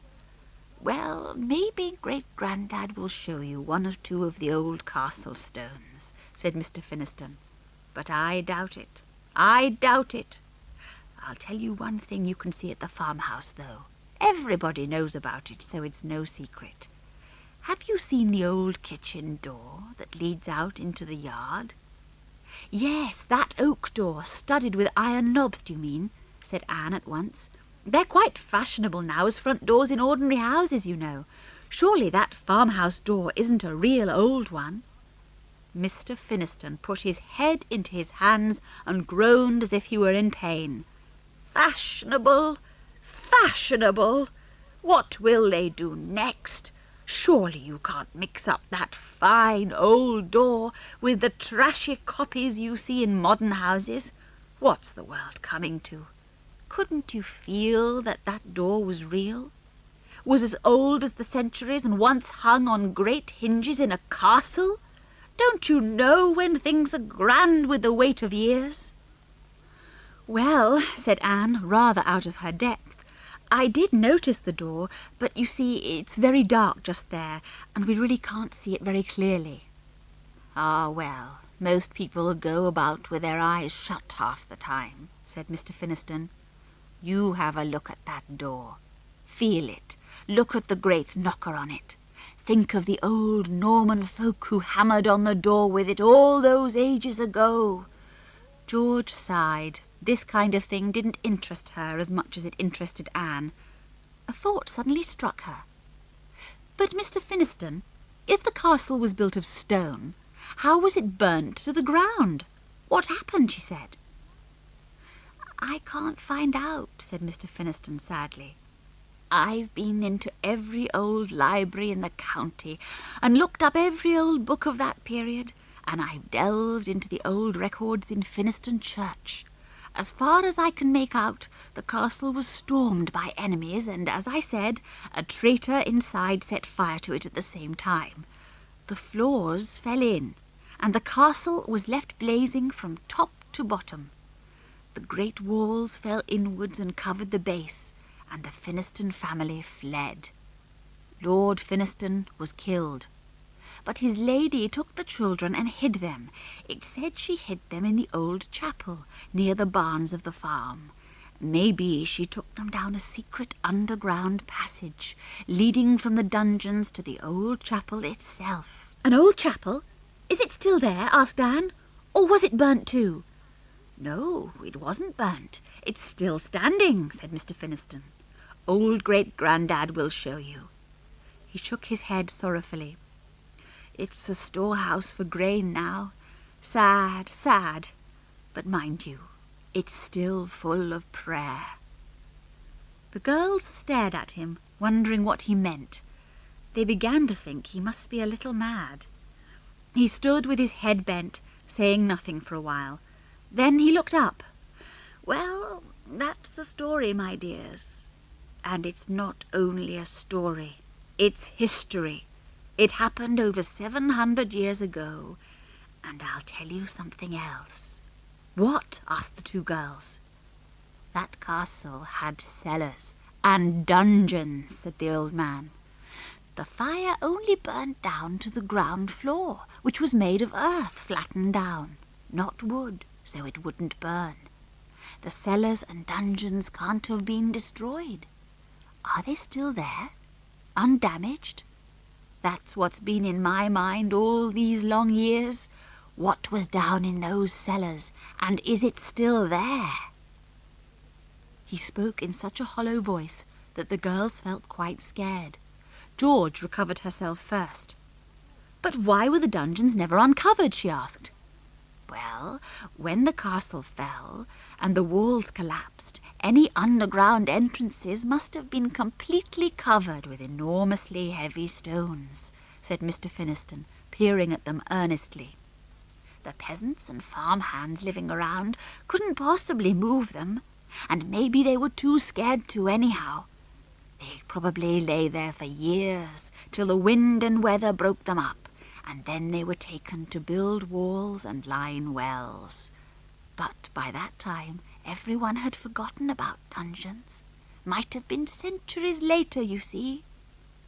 He stood and brooded for a while, and the girls waited politely for him to go on. Yes, everyone forgot, and everyone still forgets, he said. Sometimes I wake up in the night and wonder what's underground there. Bones of prisoners, chests of money, things stored away by the lady of the castle. I wake up and wonder. Anne felt uncomfortable. Poor old man. He lived absolutely in the past. His mind had woven for him a living fantasy, a story that had no certain foundation, no real truth. She was sorry for him. She wished she could go and see the place where the old castle had once stood. "Does that American, Mr. Henning, know the old story?" she asked, and the old man straightened up at once. "Not the whole of it. Only what he has heard in the village," he said. "He comes here and pesters me. He'd like to bring in men and dig up the whole thing. I know him. He'd buy up all the farm just for the sake of getting that castle site. If he really knew there was something worth having deep under the ground where it once stood. You won't tell him what I've told you, will you? I've talked too much. I always do when someone upsets me. To think my ancestors once lived in Finniston Castle, and here I am now, a poor old man in a little antique shop that nobody comes to." "Well, we've come to it," said Anne. "I did want to buy some horse brasses, but I'll come another time. You're upset now. You go and have a rest." They went out of the little shop almost on tiptoe. "My word," said George, thrilled. "I just can't wait to tell the boys. What a story, and it really sounded true, Anne, didn't it? I vote we find out where that old castle really stood and then go and have a look round. Who knows what we might find? Come along, let's get back to the farm as quickly as we can." Dinner was rather a crowded meal, for everyone was there. Great-Grandad frowned when he saw Mr. Henning come in with Junior. Junior strutted to his place at table, giving George his best scowl. However, she was just as good at scowling as Junior, and Mr. Henning, who happened to catch sight of her giant-sized scowl, had quite a shock. Now, my boy," he said to her, "why pull such an ugly face?" Nobody told him that George was a girl. Mrs. Philpot was really very much amused. She liked George, and couldn't help thinking that she would have made a very good boy indeed. Mrs. Philpot, would it be okay if I bring a friend to lunch here tomorrow?" asked Mr. Henning. "He's called Durlston, Mr. Durlston, and he's a great authority on antiques. He's going to give me some advice. You'll remember that you told me you had a quaint old hole in the wall of one of the bedrooms, where in the old days people used to heat embers for warming pans and bricks to put in between the bed sheets. I thought "You thought you could buy 'em, I suppose," suddenly shouted old Great-Grandad from his place at the head of the table. He thumped on the cloth with the handle of his knife. "Well, you ask my permission first, see? This place is still mine. I'm an old man, nearly 90, but I've still got all my wits about me. I don't like this selling of things that have been in our family for donkey's years, that I don't, and—" Now, Grandad, don't excite yourself," said Mrs. Philpot in her gentle voice. "Surely it's better to sell old things that we shall never use in order to buy new tools or wood to mend the barns." "Well, can't we sell 'em to our own folks then?" shouted Great-Grandad, banging with his fork as well. "Taking them out of the country, part of our history they are, selling our birthright, that's what we're doing for a mess of pottage. That's out of the Bible, let me tell you, Mr. Henning, in case you didn't know." "Sure I know," said Mr. Henning, getting up and shouting back at Great-Grandad. "I'm not as ignorant as you seem to think. You ought to be glad that a poor, run-down, backdated country like Britain has got anything to sell to a fine, upstanding one like America. That's enough, Mr. Henning, said Mrs. Philpot, with such dignity that Mr. Henning blushed red and sat down in a great hurry. Sorry, ma'am, he said, but that old man, he gets under my skin, sure he does. What's gotten into him? All I want to do is buy things you want to sell. You want new tractors? I want old junk, and I'm willing to pay for it. That's all there is to it, buying and selling. Old junk! Shouted Great-Grandad again, banging with his glass now. Do you call that great old cartwheel you bought old junk? Why, that's more than 200 years old. My great-granddad made it, he told me so, when I was a mite of a boy. You won't find another wheel like it in England. Oh, that wheel was made before the first American was born, I tell you. Now, Grandad, you know you'll feel ill if you go on like this, said Mrs. Philpot.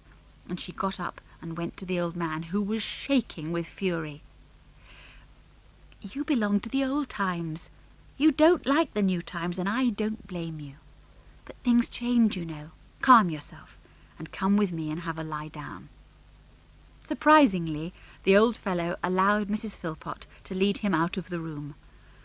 The 7 children had all sat silent while the shouting had been going on. Mr. Philpot, looking worried, broke his habitual silence and addressed a few words to the equally worried-looking Mr. Henning. Storm in a teacup, he said. Soon blow over. Said Mr. Henning. Spoiled my dinner. Selfish, ignorant, rude old man. He's not, said one of the twins, in a voice trembling with anger. He's... Enough, Harry, said his father, in such a stern voice that Harry subsided at once, but began to grind his teeth to show that he was still angry, making a most remarkable noise at the now silent table. Junior had sat as still as a mouse all the time, scared of the angry old man. Timmy had given a few small growls, and Snippet had shot straight out of the kitchen as soon as Great-Grandad had begun to shout.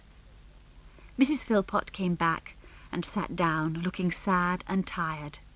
Julian thought it was about time to have some bright conversation, and began to tell Mrs. Philpot about the hen houses, and what a good job they were making of patching them to make them rain-proof. Mr. Philpot listened too, nodded, and actually joined in. Yes, you're good with your hands, you boys. I had a look when I came by. Fine work. Harriet's good too, said Harriet once. She did that corner where the rats get in, didn't you, Harry? I wanted to help Pop, but they shooed me off just like I was a hen, said Junior in an aggrieved tone. Seems as if they don't want me around. That makes it pretty lonely, Pop. Can't I come out with you this afternoon? No, said Pop shortly. Oh, come on, Pop, said Junior in a whiny voice. Aw, shucks, Pop, let me come. No, said Pop, exasperated. Timmy gave a growl again. He didn't like cross voices. He couldn't imagine why there was so much quarrelling here, and sat up, tense and still, until George gave him a gentle push with her toe. Then he lay down again, his head across her feet. Everyone was glad when the meal was over, delicious though the food had been. The girls and Harriet insisted that Mrs. Philpot should go and have a rest while they did all the clearing away and washing up. Now try not to be unkind to Junior this afternoon, she said as she went. He'll be all alone when his father's gone. Do let him be with you. Nobody answered. They hadn't the least intention of allowing Junior to be with them. Spoilt, bad-mannered little idiot, thought George, clearing away with such vigour that she almost knocked Anne over. Julian, she said in a low voice, catching him at the door as he went out, Anne and I have something interesting to tell you. Where will you be this afternoon? Up in the hen houses, I expect, said Julian. We'll watch out for you and Anne. See you in about half an hour. Junior had sharp ears. He heard exactly what George had said, and he was full of curiosity at once. What was this interesting thing George wanted to tell the boys? Was it a secret? All right, he'd be on hand somewhere to hear it. And so, when the girls had finished their work and set off to the hen houses, Junior followed discreetly behind. He kept well out of sight until he saw George and Anne disappear into a hen house where the others were working. And then he crept to a corner outside and put his ear to a knot-hole in the wood. I'll get my own back now, he thought.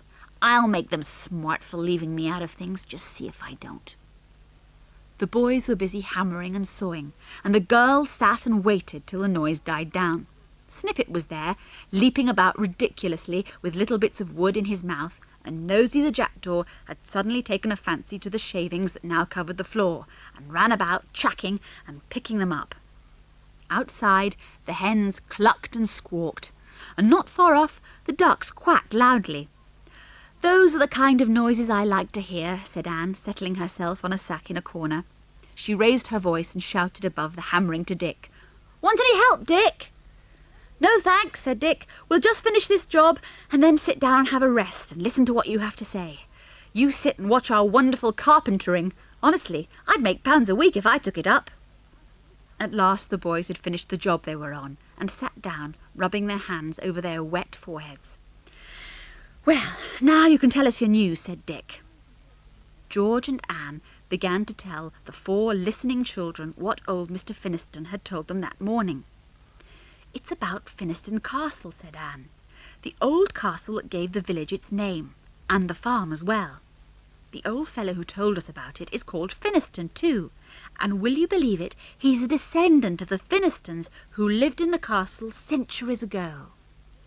He seems to have spent most of his life trying to discover everything possible about the old castle," said George.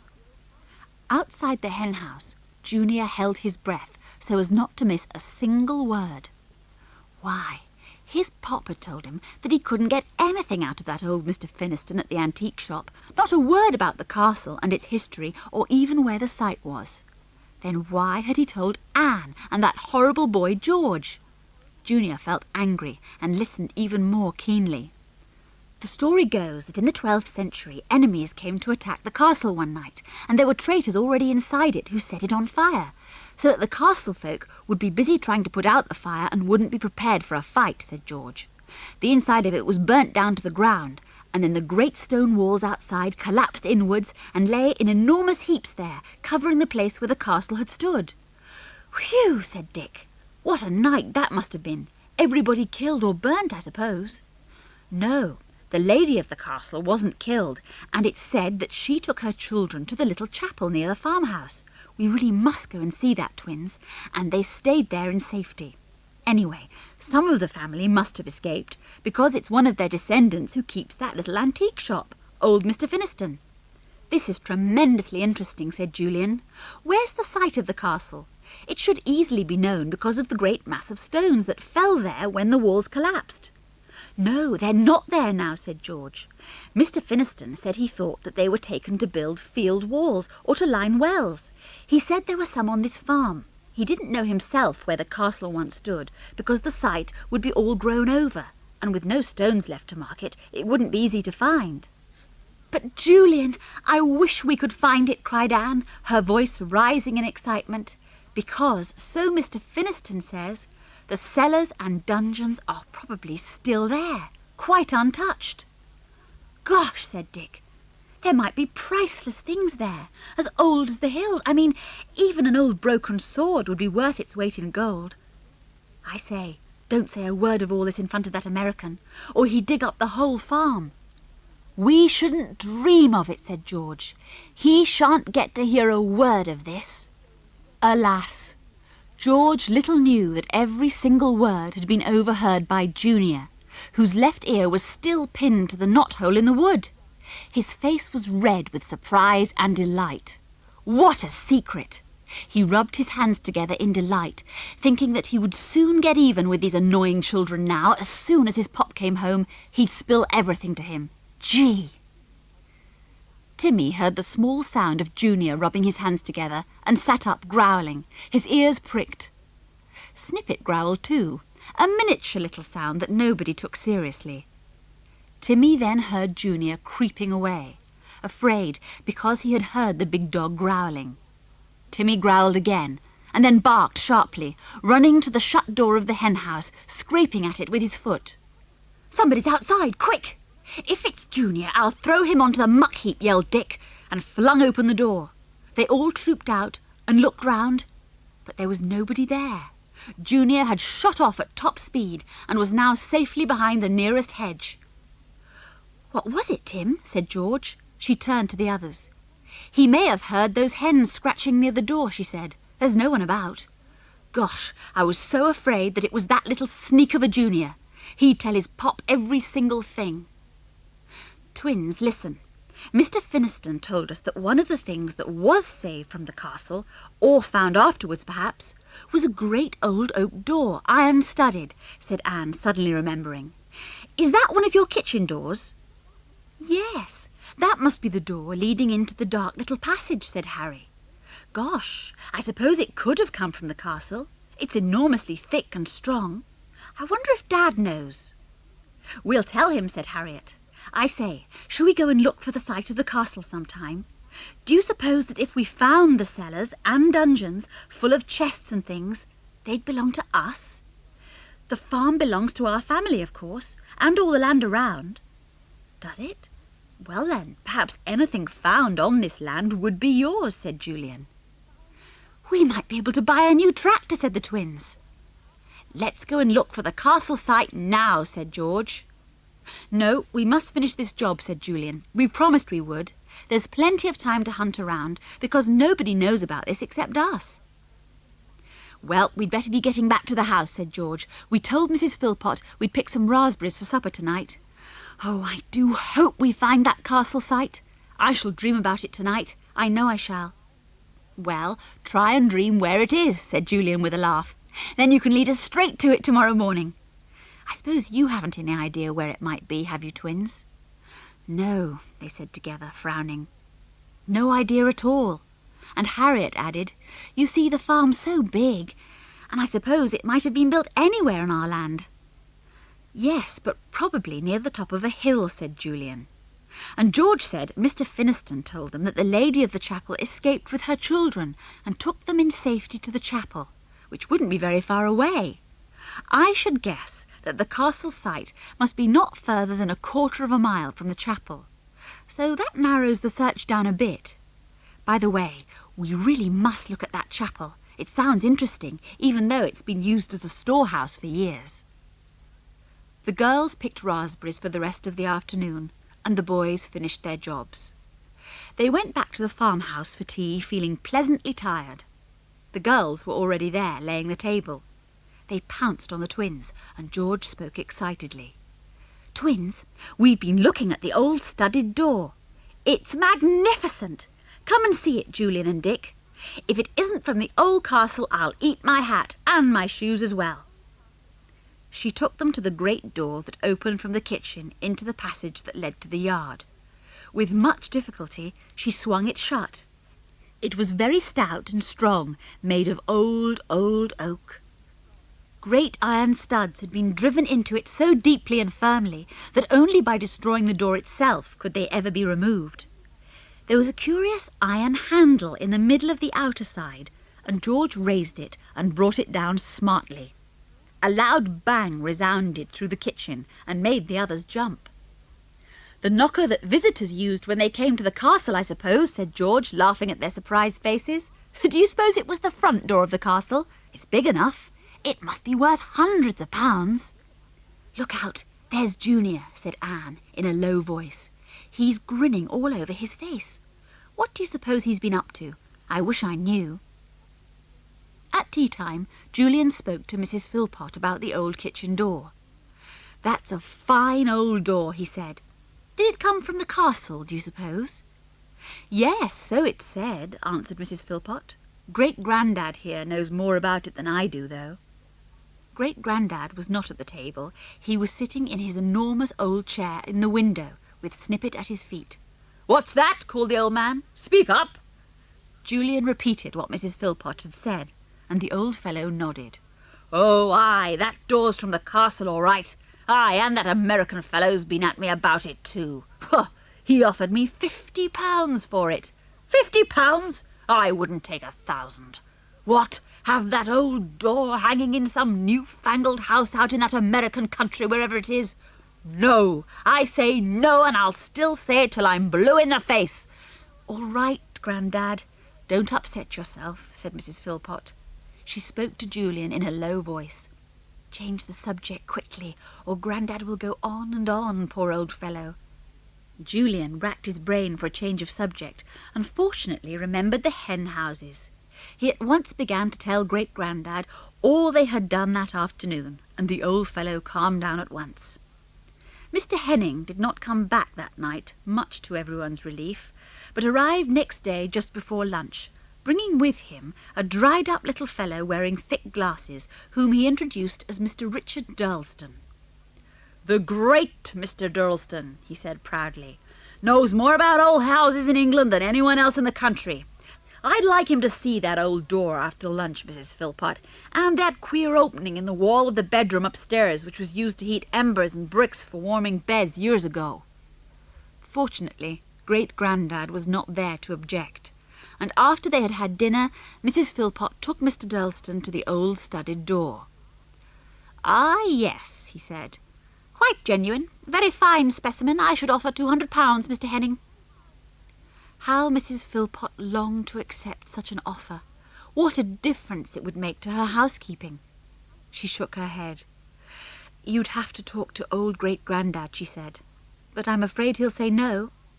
Now I'll take you to see the queer old opening up in one of the bedrooms." She took Mr. Henning and Mr. Durlston upstairs, and the four followed with Timmy. It was indeed a strange opening in the wall.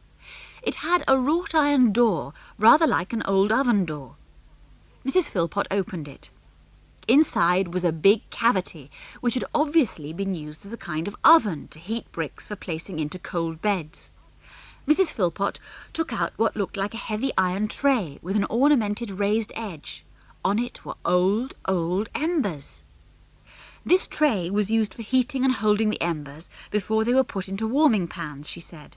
"We still have one old warming pan left, there on the wall, look." The four, just as interested as the two men, looked at the copper warming pan glowing red gold on the wall. The red-hot embers were emptied into that, Mrs. Philpot told the children, and then the pan was carried by its long handle into all the bedrooms and thrust into each bed for a few minutes to warm it. And that funny little opening in the wall is, as I said, where people years and years ago heated the embers, and the bricks too, which were wrapped in flannel and left in each bed. Very interesting. Quite rare to see one in such a well-preserved state," said Mr. Durlston, peering into the opening through thick glasses. "You could make an offer for this too, Mr. Henning. Interesting old place. We'll have a look at the barns too, I think, and the outbuildings. Might be a few things there you could pick up with advantage." Mrs. Philpot took the two men downstairs again, and the four followed. "I'll just take Mr. Durlston to the old chapel, ma'am," said Mr. Henning, and Mrs. Philpot nodded. She left them and hurried back into the kitchen, where she had a cake baking. The four looked at one another, and Julian nodded his head towards the two men, now making their way out of doors. "Shall we go too?" he said. "We haven't seen this chapel yet either." So they followed the two men and soon came to a tall, quaint old building with small and beautiful arched windows set high up in the walls. They went in at the door, a few paces behind the two men, and stared in wonder. "Yes, you can see it was once a chapel," said Julian, speaking instinctively in a low voice. "Those lovely old windows, and the arch there. Oh, and the feel of it," said Anne. "I do wish it wasn't used as a storehouse. I was told by an old fellow down in the village antique shop that a Lady Philippa, who was once the lady of the castle, brought each of her 15 children here to learn their prayers," said Mr. Durlston, surprisingly. Nice old story. Probably true. Chapels were often built near to castles. Wonder which path they took from the castle to the chapel. All gone now. No castle, nothing. "I'd like to buy this chapel, knock it down and take it stone by stone to my place in the States," said the American enthusiastically. "Fine specimen, isn't it? It would look wonderful in my place." "Can't advise that," said Mr. Durlston, shaking his head. "Not in good taste. Let's go to those outbuildings yonder. Might see something in the old junk there." They went off, and the children stayed behind, not feeling inclined to follow the brash Mr. Henning round any more. "At least the other man stopped him from his mad idea of removing the chapel stone by stone," said Anne. "I couldn't bear that beautiful old place to be torn up by its roots and replanted somewhere else." "You sound quite angry, Anne, almost as fierce as old Great-Grandad," said Julian, slipping his arm through his sister's. Well, I like most Americans very much, said Anne, but not Mr. Henning. He wants to buy history just as if it were chocolate or toffee. That made the others laugh. I say, said Julian, what about having a snoop round now we're out, and just see if we can decide where to hunt for the site of the castle? I presume we all agree that it can't be very far away from the chapel. Let's make our way over there, up the nearest slope, said George. Hello, here are the twins. We'll call them. They might like to come. Twins soon joined them and said yes, they would certainly like to hunt for the castle site. But it might take years, said Harry. It might be anywhere on the farm. Well, we plan to examine this first slope, said Julian. Heel, Tim, heel. Snippet. Oh, gosh, here's Nosy the jackdaw too. Not on my shoulder, if you don't mind, Nosy. I rather value my ears. Track, said the jackdaw, and flew to the twins. They made their way up the slope. There was, however, absolutely nothing to be seen except grass, grass, grass. They came to a big mound and stood looking at it. A very large mole must have made that, said Dick, which made them all laugh, for the mound was as high as their shoulders. Rabbit holes could be seen at the bottom.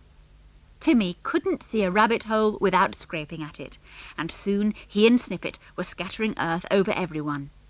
Snippet was small enough to disappear into one hole, and came out carrying, of all things, an oyster shell. Julian took it out of his mouth in amazement. Look here, an oyster shell, and we're miles from the sea. How did it get in there? Go in again, Snippet. Scrape hard, Timmy. Buck up. An idea is glimmering in my brain. Before long, what with Timmy's excited scraping and Snippet's explorations deep into the burrow, quite a collection of oyster shells and small and large bones lay on the grass. Bones, said Anne. Not bones of people, surely. Don't tell me this is a mound covering an old grave or something, Ju. No, but it is something rather exciting, said Julian. I'm pretty sure it's an old kitchen midden. A kitchen midden? What on earth's that? Said George. A kitchen midden is what you might call the rubbish heap of the old days, explained Julian, picking up some oyster shells. It was often very big when it comprised the rubbish thrown out from large houses or castles. Things like bones and shells wouldn't rot away like other rubbish, and I do believe we've found the kitchen midden of the old castle. My word! What a find! Now we know something very important. What? Asked everyone in excitement. Well, we now know that the site of the castle must be somewhere on this slope, said Julian. The kitchen midden was probably not far from its walls. We're on the scent, Scouts, we're on the scent. Come on, let's go further on. Spread out, examine every inch of the ground. The 6 children felt a sudden upsurge of excitement, and Timmy felt it too and barked loudly. Snippet joined in, and the jackdaw danced up and down on Harry's shoulder, chacking hoarsely. Junior, who had seen them start out and was tracking them, stared in surprise from behind a bush in a nearby hedge. Now what was all the excitement about? What had Timmy and Snippet found? He saw the 6 children spread out and begin to go slowly up the great slope of the hill. Timmy followed them, rather puzzled. Suddenly the Harrys gave a shout. Hey! The others looked up from their search and saw them beckoning in excitement. What about this? Come and look! Everyone hurried over to the twins, who were standing on a little ridge about 200 yards below the top of the gently sloping hill. Look, said Harry, sweeping his arm in a circle. Would this be a likely place for the castle site? The 4 looked at the great shallow depression that the twins pointed to. In shape, it was very like a shallow soup plate, and certainly big enough for a castle to have been built there. It was covered with thick, closely growing grass, which was a little darker in colour than the grass around. Julian clapped Harry on the shoulder. Yes, I bet this is where the castle once stood. Why should the ground here suddenly have this great depression in it, as if it had sunk down for some reason? The only reason could be that some enormously heavy building once stood here, and it must have been the castle. It's not too far from the kitchen midden where they threw their rubbish, is it? Asked Anne. Nope, just about right, said Julian. They would be sure to have it some distance away because it would smell, especially in the hot weather. Yes, twins, I think you have really hit on the castle site, and I bet if we had the machinery to excavate here, we'd come across dungeons, cellars, underground passages, and all they contain. Plenty, said Dick. This might be the saving of your farm. But look, let's not say a word about it yet, in case it gets round to Mr. Henning. Let's get Bill and ask him if he'll lend us spades and things. We'll tell him we found some interesting old shells and bones on the hill and want to do a little digging. We'll soon know if this really is the site of the castle. Good idea, said Julian, excited at the thought of being one of the first to dig down into the old dungeons. Let's pace round this old site and see how big it is. Isn't that Junior running over there? Said George suddenly as she saw Timmy prick up his ears and turn his nose to the wind. Yes, it is. He's been spying on us, the little beast. There he goes, look. Well, he can't know much, said Julian, gazing after the running figure. I don't expect he even knows that a castle was once built here at the top of this hill. And he certainly wouldn't know we were looking for the site. He's just snooping, that's all. But Junior did know all about the old castle, for he had overheard the children talking in the hen house, and he did know what they'd been looking for. He found his father still with Mr. Durlston, examining an old fireplace. Now that's worth buying, Mr. Durlston was saying. You could rip that out and use it in your own house. A beautiful thing, very old, and... Pop! I say, Pop, listen! Cried Junior, bursting in. Mr. Durlston looked annoyed. That boy again. But Junior took no notice of the old man's annoyance and pulled urgently at his father's arm. Dad, I know where the place is that the castle once stood on, and there's dungeons and cellars underneath, full of treasure, I know there are. Pop, those kids found the place, but they don't know I saw them. What is all this, Junior? Said his father, half annoyed too. You don't know anything about castle sites and dungeons and the rest. I do. I heard them all talking in the hen house. I told you I did, cried Junior. Pop, they found an old rubbish heap, too, that belonged to the castle. They called it a midden, asked Mr. Durlston, suddenly taking an interest. Yeah, that's it, a kitchen midden, said Junior triumphantly. With bones and shells, and then they looked for where the old castle might have been built, and they said it couldn't have been far away, and... Well, they were right, said Mr. Durlston. A kitchen midden would certainly pinpoint the castle area. Mr. Henning, this is extremely interesting. If you could get permission to excavate, it would be a... Oh, boy, said Mr. Henning, interrupting, his eyes almost staring out of his head. Can't you see the papers? American discovers old castle site unknown for centuries, excavates dungeons, finds bones of long-ago prisoners, chests of gold coins... Not so fast, said Mr. Durlston disapprovingly. There may be nothing at all there. And mind, not a word to the newspapers, Henning. We don't want a crowd of people rushing to pry over the farm, sending up its price. Yeah, I didn't think of that, said Mr. Henning. All right, we'll go carefully. What do you advise? I should advise you to approach Mr. Philpot, not the old great-granddad, but the farmer himself, and offer to put down, say, £500 for the right to excavate up there on the hill, said Mr. Durlston. Then, if you strike anything interesting, you can offer a further sum for whatever's down there, say another £500, if there is anything there. It will be extremely valuable, so very, very old. Yes, that's my advice to you. And it sounds pretty good to me, said Mr. Henning. You'll stay here and advise me, won't you, Durlston? Certainly, if you are prepared to pay my fee, said Mr. Durlston. I think it would perhaps be advisable if I approached Mr. Philpot, Mr. Henning, not you. You might, give something away in your excitement. You will come with me, of course, but let me do the talking. Right, old man, you do everything, said Mr. Henning. He clapped the listening Junior on the back. Well done, son. You may have let us into something good. Now, don't you breathe a word to anyone, see? Oh, shucks, said Junior. What do you think I am? My mouth's sewn up from now on. Think I'd split Pop when there's a chance of getting even with those snooty kids? You go on up that hill when they've gone and have a look yourself. Mr. Durlston will know if it's the real thing or not. So, when the 6 children and dogs were safely out of sight, Mr. Henning and Mr. Durlston went with Junior to see the kitchen midden and the supposed site of the old castle.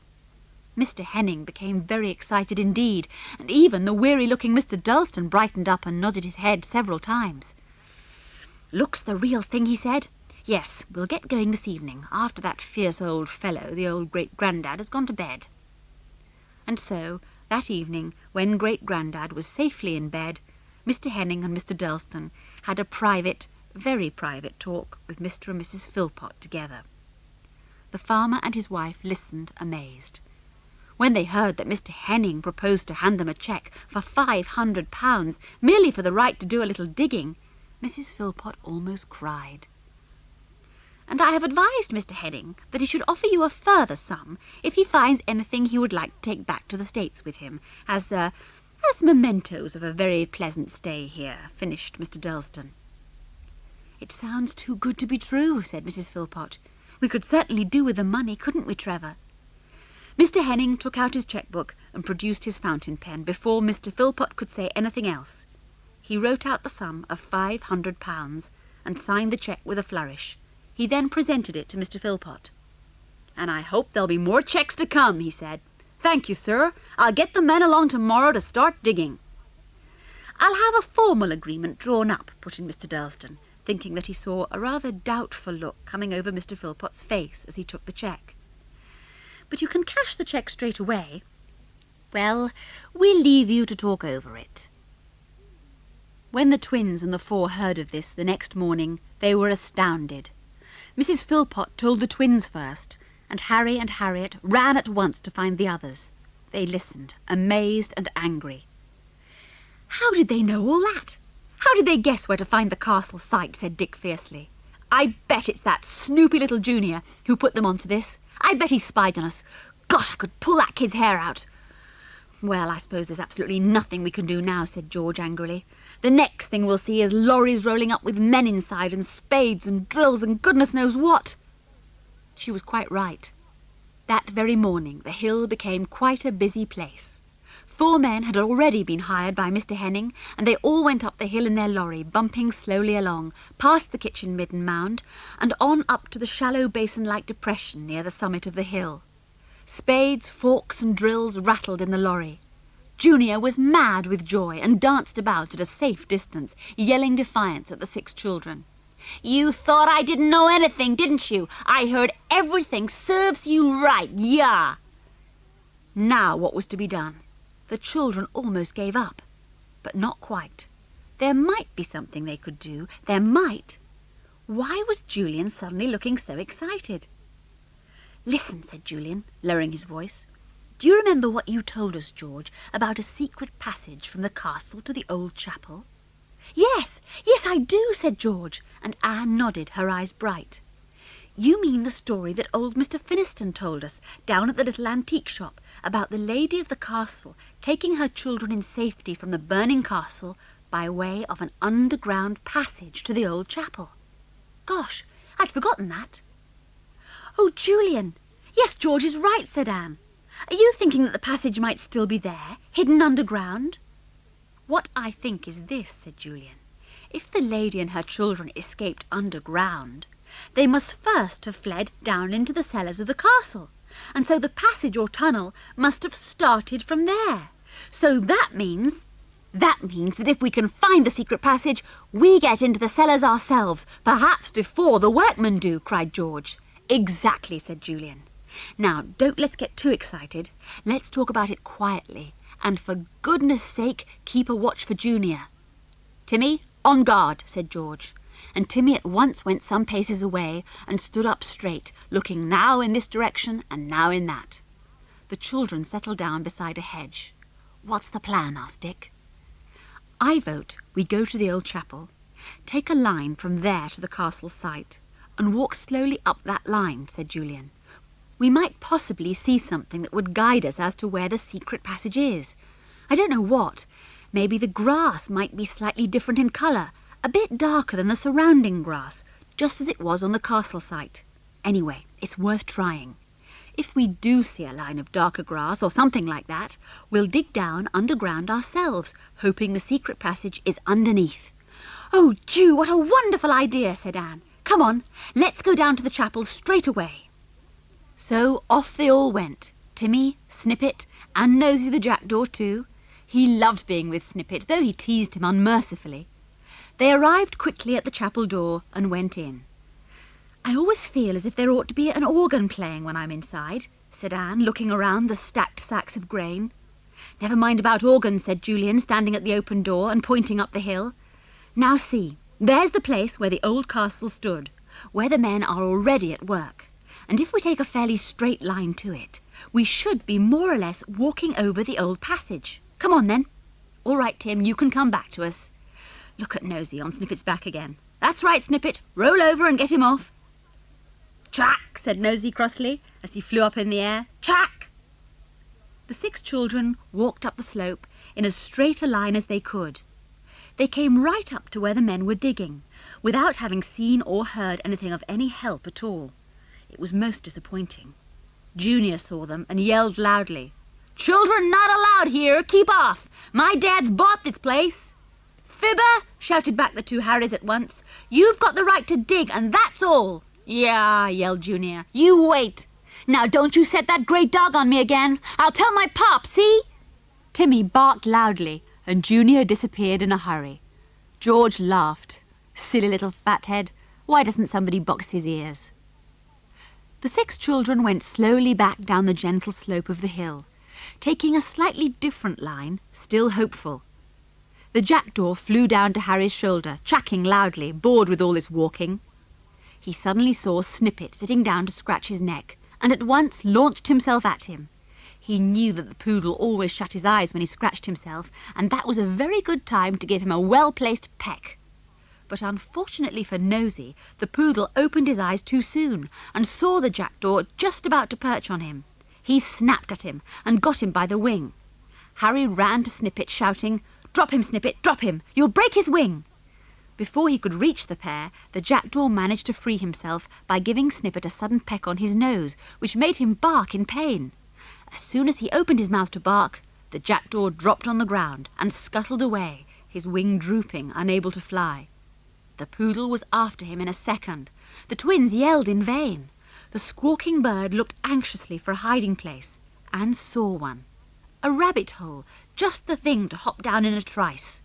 In he went with another loud squawk and disappeared from sight. "He's gone down that rabbit hole," said Dick with a shout of laughter. "Clever old bird. You're outwitted, Snippet." But no, Snippet wasn't. He disappeared down the hole too. He was as small as a rabbit and could easily run down a burrow. The twins bent down by the hole and yelled, "Come back, Snippet, you idiot! You'll get lost forever! Come back, Snippet! Snip, snip, snip, Snippet!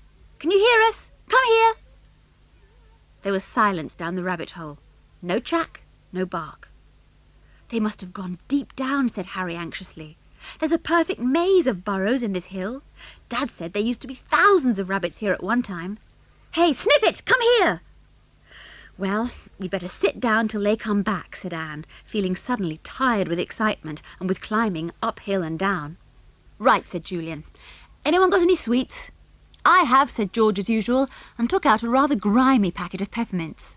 They sat sucking their peppermints, wondering what in the world the jackdaw and Snippet were up to. At last, Timmy pricked up his ears and gave a small bark, looking at the entrance of the burrow as he did so. "They're coming," said George. "Timmy knows." Sure enough, Timmy was right. Out came first Snippet and then Nosy, apparently quite good friends again. Snippet rushed to the twins and flung himself on them as if he hadn't seen them for days. He put something down at their feet. "What's this you found?" said Harry, picking it up. "Some dirty old bone?" Julian suddenly took it from him, almost snatching it. "Bone? No, that's not a bone. It's a small carved dagger with a broken handle, old as the hills. Snippet, where did you find it?" "The jackdaw's got something too," cried Anne, pointing to him. "Look, in his beak!" Harriet caught the jackdaw easily, for he still could not fly. "It's a ring," she said, "with a red stone in it. Look."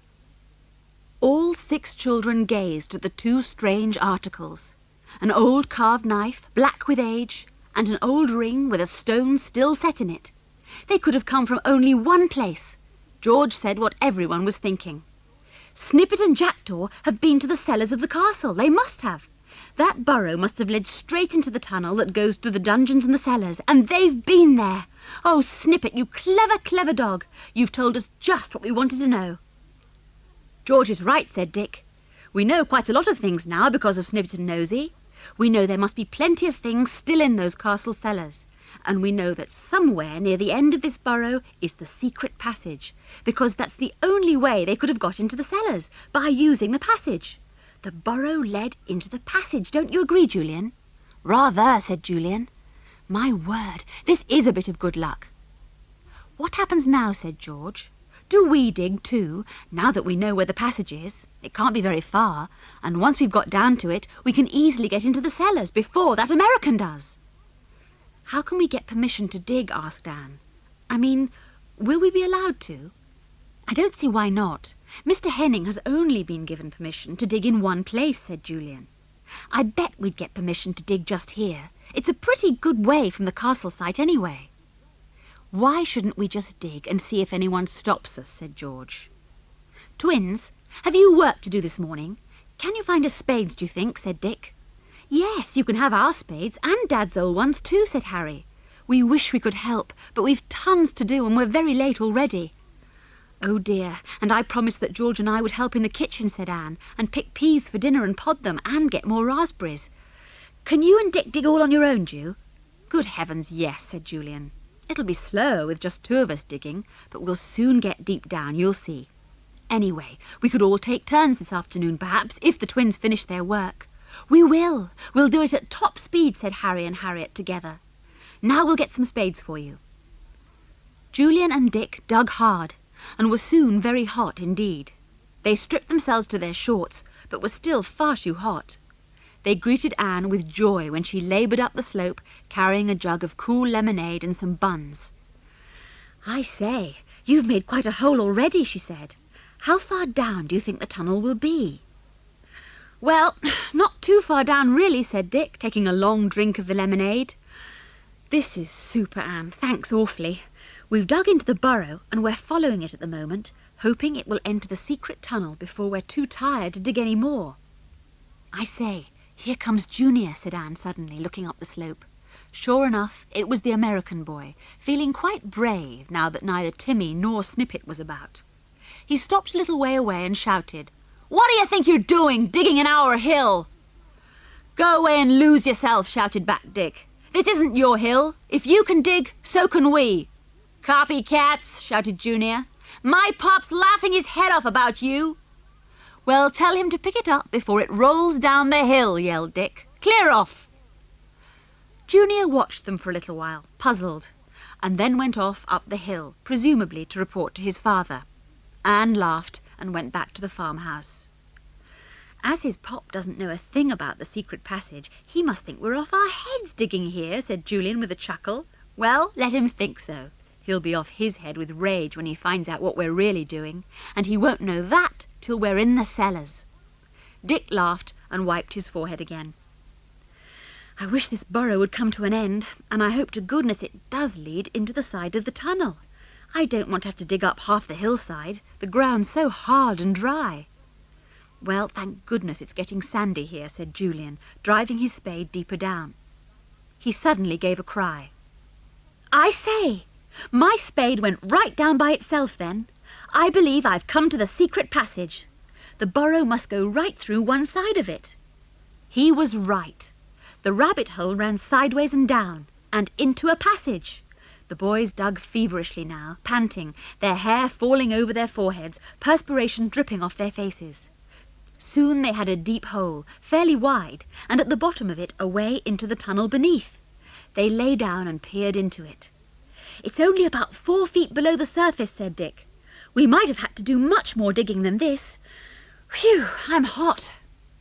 It must be dinner time, said Julian. I don't really like to leave our hole now that we've got down to the tunnel, and yet we simply must have something to eat. I'm ravenous. So am I. But if we leave the hole unguarded, that pest of a Junior might come along and climb down and find the passage, said Dick. Look, here comes George with old Tim. I wonder if she'd leave him here to guard the hole. George was delighted to hear their news. She gazed down the hole in great excitement. "We're scared of going into dinner in case one of them comes along and investigates the hole while it's unguarded," said Dick. "And we wondered if—" But George interrupted him, almost as if she knew what he was going to say. "I'll leave Timmy here on guard while you come down to dinner," she said. "He won't let anyone come within yards of it." "Thanks, old thing," said the boys gratefully, and went off down the hill with George, leaving Timmy behind. "On guard, Timmy," said George. "On guard. Don't let anyone come near that hole." "Woof," said Timmy, understanding at once, and looking fiercely all round and about him. He lay down with a small growl. Let anyone come near the boys' hole if they dare. They did dare, but when they saw Timmy leaping to his feet, the hackles on his neck thick and upright, and heard his deep, continuous growl, Junior and his father thought better of it, and went on down the hill to have dinner at the farmhouse. Poor Mr. Durlston trailed behind them, almost knocked out by the heat of the sun. That afternoon the twins, Julian, Dick, George, Anne and Snippet all climbed the hill to the hole where Tim still lay watching for intruders. The twins were thrilled to see the deep hole. "Can't we go down now?" they said eagerly, both together. "Yes, it would be a jolly good time to let ourselves slide into the tunnel," said Julian. "All the men working on the castle site have gone off to have dinner at the little village pub, and haven't yet come back, and the Hennings and Mr. Durlston are safely at the farmhouse." "I'll go first," said Dick, and lowered himself into the hole. He held on to the grassy edges and poked hard with his feet to widen the opening into the tunnel. Then he let himself slide down until his legs were out of the rabbit hole and dangled through the wall of the tunnel. "Here we go," he said, and let himself drop. Whoosh! He slid right into a dark, musty tunnel and landed on soft earth. "Chuck me down a torch," he shouted. "It's pitch dark in here. Did you remember to bring our torches, George?" Yes, George had 4. "Look out," she said. "Here comes one." And she dropped it down the hole.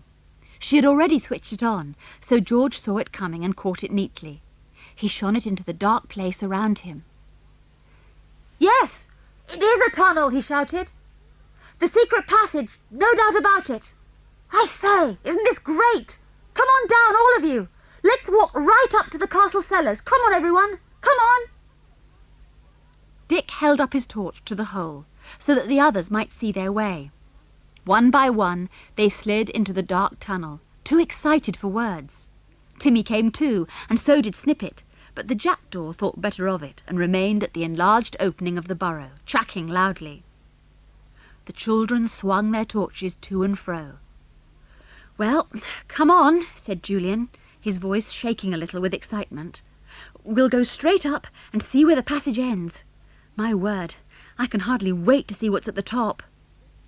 They made their way slowly up the passage. There had been roof falls here and there, but not enough to matter. Tree roots, withered and twining, sometimes caught their feet. "Funny," said Harry in astonishment. "There aren't any trees growing on the hillside here. Why the roots, then?" "They may be the remains of roots of long-ago trees that did once grow on the hill," said Julian, shining his torch up the passage, hoping against hope that there would be no serious obstacle to their journey. They went on upwards once more, and then Julian suddenly stopped. A curious humming noise had come down the dark, low tunnel, a throbbing that seemed to get right inside their heads. "What's that?" said Anne in great alarm. "I don't like it." They all stood there and felt, like Anne, that the noise was indeed inside their heads. They shook them, put their fingers into their ears, but it was no good. The strange throbbing went on and on. "This is a bit too mysterious for me," said Anne, scared. "I don't think I want to go on." The noise stopped, and they all felt better at once, but almost immediately it started again. To everyone's surprise, George began to laugh. "It's all right. It's only those men at work on the castle site. It's their drills we can hear, throbbing through the hillside and down this passage right into our ears. They must be back from lunch. Cheer up, everybody." They all smiled in relief, though Anne's hands were still shaking a little as she held up her torch to shine through the black darkness. "There's not an awful lot of air here," she said. I hope we soon get into the cellars." "They can't be far," said Julian. "This tunnel goes in a pretty straight line, just as we thought it would. Anyway, as we can hear the drills so loudly now, we can't be far from the castle site." They were nearer than they thought. Julian's torch suddenly shone on the remains of a great door lying on the ground before him, the door that once shut off the cellars from the passage. The tunnel ceased just there, and the torches shone on a vast underground place, silent, full of shadows. "We're there," said Julian, in a whisper that went scurrying around in the darkness and came back as a strange echo that said, "There, there, there, there." "That fallen door must have been the one made all those years gone by," said Anne in awe. She touched a corner of it with her foot, and the wood crumpled into dust with a queer little sigh. Snippet pushed in front of them and ran into the cellars. He gave a short bark as if to say, "Come on, don't be afraid. I've been here before." "Let's go on, but carefully," said Julian. "Everything will be ready to crumble into dust unless it's made of metal. It's a marvel that door was preserved like that. It looks good enough, but I'm sure if any of us sneezed, it would be gone." Soon they were all in the blackness of the underground cellars. They flashed their torches around. "What a vast place," said Julian. "Can't see any dungeons, though." "Look, there's an archway," said George, shining her torch to the right. "And there's another, look. They must lead into a main underground chamber, I should think. There's nothing much to see just here, except heaps of dirt. It all smells so musty, too." "Well, follow me carefully," said Julian, and led the way towards the stone archways, his torch shining brightly. They came to one of the beautiful rounded arches and stood there, all 4 torches shining brightly into a large underground room. "No cellars here, but just one great underground storeroom," said Julian. "The roof was shored up with great beams, see? Some of them have fallen. And those stone arches must have borne much of the weight too. Not one of those has fallen. They must have stood there for centuries. What wonderful workmanship!" "Any treasure, do you think?" whispered Anne, and the echo came back weirdly, whispering too. "Whispers seem to echo back more than our ordinary voices," said Julian. "Hello, what's this?" They shone their torches onto the floor, where lay what looked like a heap of blackened metal. Julian bent down and then gave a loud exclamation. "Do you see what this is? A suit of armour, almost perfect still. Look, though, it must be ages old. And here's another, and another. Look at this helmet, grand!" He kicked it gently with his foot, and it gave out a metallic sound and rolled away a little. "Would that be valuable now?" asked Harry anxiously. "Valuable? Worth its weight in gold, I should think," said Julian. Harriet called to him urgently. "Julian, here's a chest of some sort. Quick!" They went slowly over to where she stood, for they had already learnt that any quick movement raised clouds of fine, choking dust. She pointed to a great dark chest, its corners bound with iron, and with iron strapping all round it. It was made of wood, as black with age as the iron itself. "What's inside, do you think?" whispered Harriet. Timmy went to sniff at the chest, and to his amazement it disintegrated at once. Slowly, softly, the sides and the great lid fell into dust that settled gently on the ground around. Only the iron corners and strapping were left. It was strange to watch something crumble away before their eyes. Like magic, thought Anne. As the wooden sides of the chest crumbled, something shone out brightly in the light of the torches. Something that moved and slid out of the chest as the sides fell away, fell with a jingling, clinking sound, curious to hear in that silent darkness. The children stared in astonishment, hardly believing their eyes. Anne clutched Julian and made him jump. "Ju, what is it? Is it gold?" Julian bent to pick up one of the rolling pieces. "Yes, it's gold. No doubt about it. Gold never tarnishes. It keeps bright forever. These are gold coins of some sort. There couldn't have been time to take them when the lady fled with her children, and no one else would be able to get them, for the castle was burnt down and buried by the falling walls. This hoard of gold must have lain here untouched all these long years. Waiting for us to come," said George. "Twins, your mother and father needn't worry about their farm any more. Julian, There's another chest. Look, like this one, but smaller and beginning to fall to pieces. Let's see what's inside that. More gold, I hope. But the second chest did not hold gold pieces. It held a different kind of treasure. One side had burst open and its contents had dribbled out. Rings, said Anne, picking up two from the dust in which they lay. A golden belt, said George. And look, these tarnished chains must be necklaces because they're set with blue stones. This must be where the jackdaw found that ring. We found something else too, called Harry. Look, racks of swords and daggers. Some are beautifully carved too. Clamped to the wall were iron racks, held in place by great iron rods driven deep into the hard earth of the wall. Some had loosened, and the racks hung crooked, their knives and swords askew, or lay on the floor. What wonderful swords, said Julian, picking one up. My word, this one's heavy. I can hardly hold it. Good gracious, what's that? Something had fallen from the roof of the cellar in which they were standing. A great piece of old wood that had originally been placed there as part of the roofing. At the same time, the continual hum of the drilling above rose to a roar that made the children jump. Julian gave a shout. Out of here, quickly, he yelled. Those men will be soon through the roof, and it may suddenly fall and bury us. We'll have to go at once. He snatched a dagger from the rack and, still with the sword in his hand, ran back to the entrance of the secret passage, pulling Anne with him. The twins were last of all, for they had run to get a handful of the gold and two of the necklaces and rings. They must show their mother a few of the treasures. They must. Just as they reached the entrance, more of the roof fell. We'll have to stop this excavating, panted Julian, looking back. If the roof falls in, it may destroy many of the old treasures there. They hurried into the dark, low tunnel, feeling more excited than they had ever felt in their lives. What will Mother say? The twins kept saying to one another. Whatever will she say?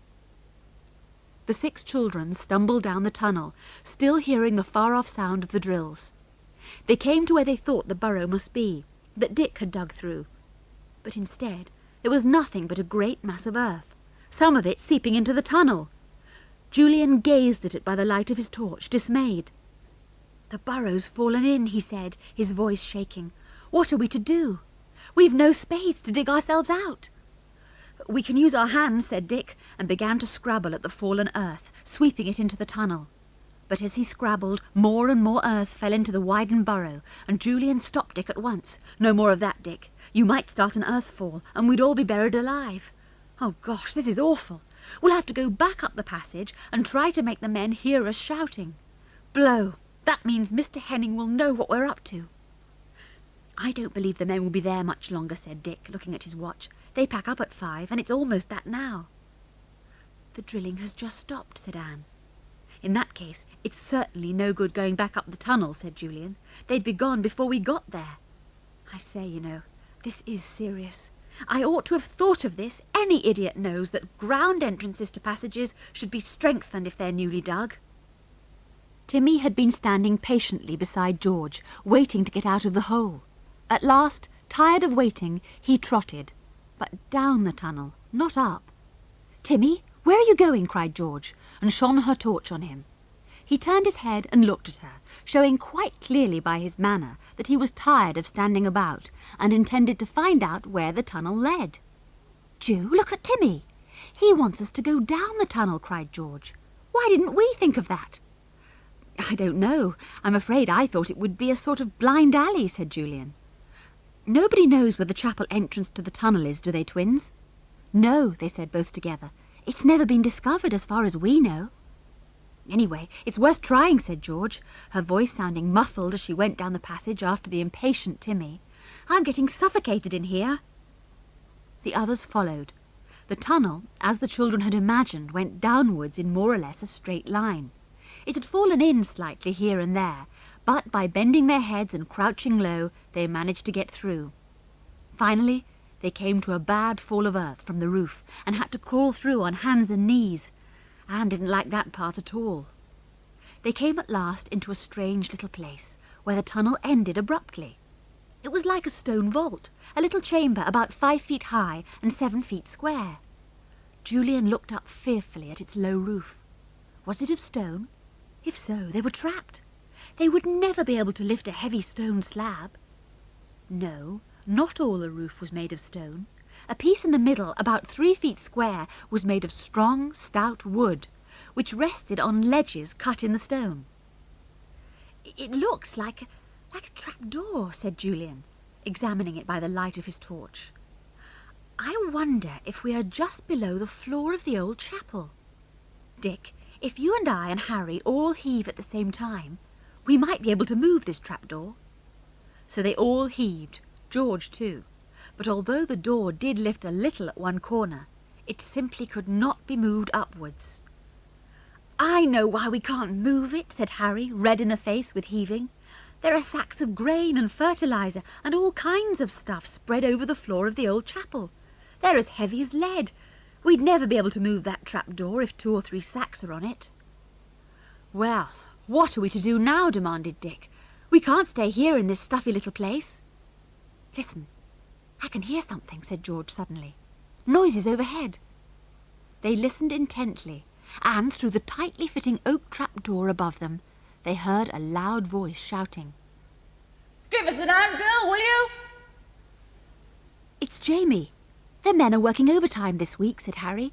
"He's come to get something out of the chapel. Quick, let's all yell and hammer on the trapdoor with whatever we've got that will make a noise." At once there was a perfect babble of sound from the little vault, yells, shouts, barks, and the hammering of sword handles and fists on the wooden slab overhead. Then the children ceased their hammering and fell silent, listening. They heard Jamie's voice lifted in wonder. "Bill, what in the name of goodness was that? A rat fight, d'you suppose?" "They heard us," said Julian, excited. "Come on, once again, and bark the place down, Timmy." Timmy was only too ready to oblige, for he was very tired of tunnels and dark, echoing places by now. What with Tim's barking and everyone's yelling and the constant hammering, the noise was even louder than before, and Bill and Jamie listened in amazement. "Comes from over yonder," said Bill. "Something's going on there. Beats me what it is, though. If 'twere night time, I'd think it were ghosties having a game. Come on, we'll go over yonder." "This corner, Bill," said Jamie, standing on top of 2 layers of sacks. He put his hands to his mouth and bellowed like a bull, "Anyone about?" The 6 below answered frantically at the tops of their voices, Timmy barking too. "There is a dog barking down there," said Bill. "A dog? There's folks as well," said Jamie, astounded. "Where are they? Can't be under these sacks." "Maybe they're in that little old store place we found one day in the floor," suggested Bill. "Remember, under an old trap door it were, that were covered by a great slab of stone. You remember, man?" "Oh, aye," said Jamie. And then the clamour began again, for the children were now getting near despair. "Come on, Bill," said Jamie. "Heave over these here sacks. We've got to get to the bottom of this." They heaved a dozen sacks away, and then at last the trapdoor was uncovered. The stone slab that had once hidden it had been taken up some years ago by the 2 men, and now stood against the wall.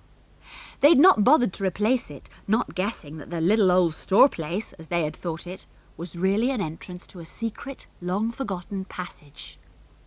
"Now for this here trapdoor," said Bill. He tapped on it with his great boot. "Who's down there?" he demanded, wondering what the answer would be. "Us!" shrieked the twins, and the others joined in, with Timmy barking frantically again. "Bless us all, them's the twins' voices I heard," said Jamie. "How did they climb into that storeroom without moving these here sacks?" With a great heave, the 2 men pulled up the heavy wooden slab and looked down in the greatest astonishment at the little crowd below. They couldn't believe their eyes. Timmy was the first out. He leapt upwards and landed beside the men, wagging his great tail and licking them lavishly. "Oh, thanks, Bill. Thanks, Jamie," cried the twins as the 2 men pulled them up. "Gosh, I'm thankful you were working overtime and happened to come in here." "Your ma's been hollering for you," said Bill disapprovingly. "How did you get down there?" demanded Jamie, pulling up the others one by one. "Oh, it's too long a story to tell you just now," said Harry, "but thanks again most awfully, Bill and Jamie. Can you put that slab back? Don't tell anyone we were down there till we tell you how it happened, see? Now, we'll have to rush and tell Mother we're all right." And away they all went, longing for tea, tired out, full of thankfulness at their escape from the little stone room under the chapel floor. What would everyone say when they displayed the treasures they had brought back with them? The twins tore down to the farmhouse and saw their mother still looking for them. They flung themselves on her, and she gave them a loving shake. "Where have you been? You're an hour late for tea, all of you. I've been so worried. Mr. Henning told me some story about you digging up on the hillside. Oh, Mother, we're ravenous, so let's have tea and we'll tell you some great news," said the twins, both together. "Mother, you will be astonished. Where's Dad, and Great-Grandad too?" "They're still at the tea table. They were late too," said Mrs. Philpot. "They've been out looking for you all. Great-Grandad isn't very pleased." "What in the world have you brought with you? Surely those are not swords." "Mother, let's have tea first and we'll tell you everything," said the twins. "Must we wash? Oh, blow. All right. Come on, everyone, let's wash, and we'll put our treasures down in the darkest corner so that Dad and Great-Grandad won't see them till we're ready to show them." Soon they were all sitting down at the tea table, glad to see a wonderful spread. Mr. Philpot and old Great-Grandad were still at the table, drinking a last cup of tea. Mrs. Philpot had told them that the children had to wash, but would tell all that had happened when they came to their tea. "Ho!" said Great-Grandad, frowning till his great bushy eyebrows almost covered his nose. "When I was a boy I dursn't come in 1 minute late for my meals. You twins have worried your mother, that's bad." "We're awfully sorry, Great-Grandad," said the twins in unison, "but just wait till you hear our story. Julian, you tell it." And so, between great munches of bread and butter, ham sandwiches and slices of cake, the story was told, all the children joining in now and again. When Julian described their finds, the old armour, still good but black with age, the rack of swords and knives and daggers, the chest of gold— "Gold? I don't believe you," shouted Great-Grandad. "You're making that up, young man. Don't you pile up your tale too much now. Stick to the truth." The twins promptly took some of the gold coins out of their pockets, still brilliant and shining. They laid them on the table in front of the 3 amazed grown-ups. "There you are. They will tell you if we're making all this up or not. These gold coins." In awe, Mr. Philpot picked them up and passed them one by one to the old man and to his wife. Great-Grandad was dumbfounded and dumbstruck. He simply could not say a single word. He could only grunt and puff as he turned the coins over into his great horny hand. "Are they really gold?" said Mrs. Philpot, quite overcome at the sudden appearance of the shining coins. "Trevor, will they belong to us? Does it mean we'll be well enough off to buy a new tractor for you and—" "It depends how much of this stuff there is up in those old cellars," said Mr. Philpot, trying to keep calm. "And depends on how much we're allowed to keep, of course. Might belong to the Crown by now." "The Crown?" roared Great-Grandad, standing up suddenly. "The Crown? No, sir, it's mine, ours, found on my land, put there by our ancestors. Yes, and I'll give old Mr. Finniston down in the village a share, so I will. He's been a good friend of mine for years." But the swords and dagger brought the greatest excitement to old Great-Grandad and his grandson, Mr. Philpot. As soon as they heard that the children had actually brought back some of the old weapons, the 2 men got up and went to get them. Great-Grandad picked up the biggest and heaviest of the swords and swung it dangerously round his head, looking like a reincarnation of some fearsome old warrior with his great beard and blazing eyes. "No, no, Grandad," said Mrs. Philpot in fright. "Oh, you'll knock down the things on the dresser there. I knew you would. Bang goes my meat dish." And down it went, crash. Timmy and Snippet almost jumped out of their skins and began to bark frantically. "Sit down, all of you," cried Mrs. Philpot to the excited dogs and the men. "Let Julian finish his story. Great-Grandad, sit down." "Ha!" said Great-Grandad, a broad smile on his face, sitting down in his chair. "Ha! Did me good to swing that sword. Where's that American? I might try it out on him." The children roared with delight. It was great to see the old man so delighted. "Go on with that tale of yours," he said to Julian. "You tell it well, boy, go on." Now, Ma, don't you take my sword away. I'm keeping it here between my legs in case I want to use it. Ha!" Julian quickly finished his tale and told how they had walked back down the passage and found their burrow entrance fallen in, and then gone right down the rest of the tunnel and come at last into the little stone-walled room. "And we couldn't get out," said Julian, "so we yelled." "So that's where the secret passage led to," said Mr. Philpot. "How did you get out?" "We yelled and hammered, and Bill and Jamie heard us and pulled off the sacks and lifted up the old trap door," said Julian. "Gosh, we were glad to see them. We thought we might be lost forever. Jamie knew about the little stone vault down under the chapel floor, but he thought it was just an old storeroom."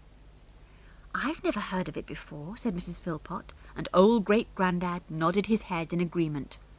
"No more have I," he said. "For as long as I can remember, the floor of that old chapel has been piled with sacks, and what bits I could see of the floor were covered with thick dust. Yes, even when I was a boy it was full of sacks, and that's every bit of 85 years ago now. Well, well, seems like yesterday I was playing in there with a cat and her kittens." "There's a cat and her kittens there now," said Anne. "Aye, little lass, and there'll be a cat and her kittens there when you're an old, old woman," said Great-Grandad. "There's some things never change, thanks be to the Lord. Well, well, I can sleep easy of a night now. I reckon you and the farm will be all right, Trevor, with the money you'll make out of those old finds, and I'll live to see the twins growing up and handling the finest farm in Dorset, so I shall, with everything newfangled they want, bless their bonny faces. And now I'll have just one more swing with that sword." After all the excitement of the afternoon, the children felt lazy. The twins went off to feed the chickens. "Where are Mr. Henning and Mr. Durlston and that awful Junior, Mrs. Philpot?" asked George, getting up to help with the washing of the tea things. "Oh, Mr. Henning came in to say he and Mr. Durlston were going to a meal at a hotel and taking Junior too," said Mrs. Philpot. He seemed very pleased with himself indeed. He said that they had broken through to the cellars of the old castle and expected great things, and that maybe a second cheque of £500 would be coming soon. "You won't take it though, will you, Mrs. Philpot?" said Julian quickly. "The things down in that cellar will be worth much more than any money Mr. Henning is likely to offer you. He'll only take them to America and sell them for vast sums and make a huge profit. Why should you let him do that?" "That nice old man, Mr. Finniston, down in the little antique shop would know what everything was worth," said George. "And he's a descendant of the long-ago Finnistons of Finniston Castle, isn't he? He'll be thrilled to bits when he hears what's been happening." "We'll send word for him to come up tomorrow," decided Mrs. Philpot. "After all, Mr. Henning has his adviser, that surly Mr. Durlston. We'll have Mr. Finniston for ours. Great-Grandad would be pleased about that. They're great friends, those two."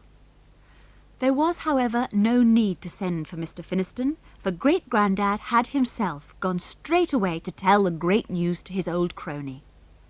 "Gold coins, jewellery, suits of armour, swords, and goodness knows what else," said Great-Grandad for the 20th time, and old Mr. Finniston listened gravely, nodding his head.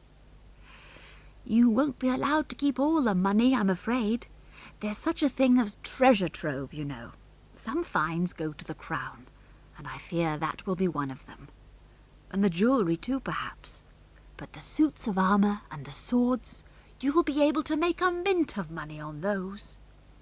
"Enough for 2 new tractors," said Great-Grandad. "Look now, William, we've got to get men digging on that site, uncovering all those cellars. What say we keep on the men that fellow Henning's got? We shan't let him excavate or whatever it's called any more. And see here, William, you'll shut up this shop of yours and be my adviser, won't you? I won't have that American talking me down, or that fellow Durlston." "You'd better stop talking for a bit, Grandad. You're getting too red in the face," said Mr. Finniston. "Go home now, and I'll be up tomorrow morning and arrange about the workmen too. And don't you play about with that old sword too much. You might cut off somebody's head by mistake." So I might, said Great-Grandad with a sly look in his eye. "Now, if that Junior got in the way when I was swinging my sword, it's all right, William, it's all right. Just my joke, you know, just my joke." And chuckling deep down in his long beard, Great-Grandad strode off, turned up the little lane and walked back to the farmhouse, feeling very pleased indeed with life. Mr. Henning, Mr. Durlston and Junior did not come back that night. Apparently they were all so excited over the excavations that they had made drilling down through the cellar roof that they stayed too long at the hotel and decided to spend the night there, much to Mrs. Philpot's relief. "Most farm people like to go to bed about 9 o'clock, said Mr. Henning, "and it's already gone that now. We'll go over tomorrow morning and we'll get them to sign that agreement you've drawn up, Durlston. They're so short of money they'd sign anything." So, next morning the two men, with an excited Junior, whom Mr. Durlston found most annoying, arrived at the farmhouse at about 10 o'clock. They had telephoned to say they would be there then, and would bring the agreement with them. "And the cheque, Mrs. Philpot, the cheque," purred Mr. Henning down the phone. When they arrived, there was quite a company there to greet them. There was old great-grandad, his grandson, Mr. Philpot and his wife, the twins, of course, and old Mr. Finniston, sniffing a fight, his dull eyes bright this morning for the first time in years. He sat at the back, wondering what was going to happen. All the five were there too, Timmy wondering what the excitement was. A car purred up the drive, and in came Mr. Henning, Mr. Durlston, and Junior, whose face was one big grin. "Hello, folks," said Junior, in his usual jaunty manner. "How's tricks?" Nobody answered except Timmy, and he gave a small growl, which made Junior skip out of the way quickly. "You shut up," he said to Timmy. Then began a short, sharp, and satisfactory meeting. From Mr. Philpot's point of view,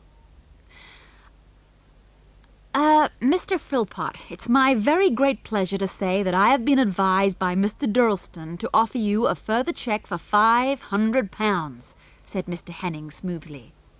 While we are rather disappointed in what appears to be in the cellars of the castle, we feel it would be only fair to offer you the sum we suggested before. Is that right, Mr. Durlston? Absolutely, said Mr. Durlston in a business-like voice, and glared round through his horn-rimmed glasses. I've the agreement here. Mr. Henning is being very generous, very. The cellars are most disappointing. I'm sorry about that, said Mr. Philpot. I hold a different opinion, and my adviser, Mr. Finniston, upholds me in this. We are going to excavate the site ourselves, Mr. Henning, and then if any disappointment lies in wait, we shall be the ones to suffer, not you. What's all this? Said Mr. Henning, glaring round. Durlston, what do you say to that? Bit of double-crossing, isn't it? Offer him £1,000, said Mr. Durlston. You can offer me 5,000 if you like, but I tell you I prefer to do the excavation myself on my own land, said Mr. Philpot. What is more, I will return you the cheque you gave me yesterday, as I intend to keep on the men you engaged. I will pay them myself for their work.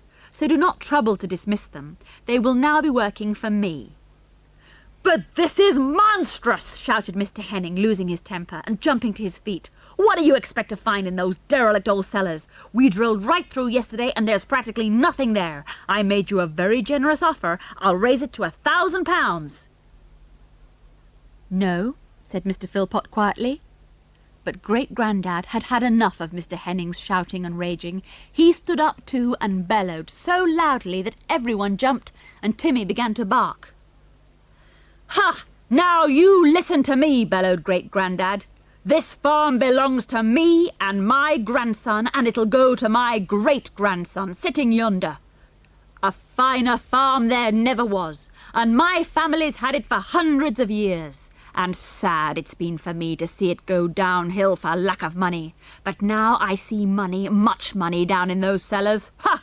All the money we want for tractors and binders and combines and the Lord knows what. We don't want your money. No, sir.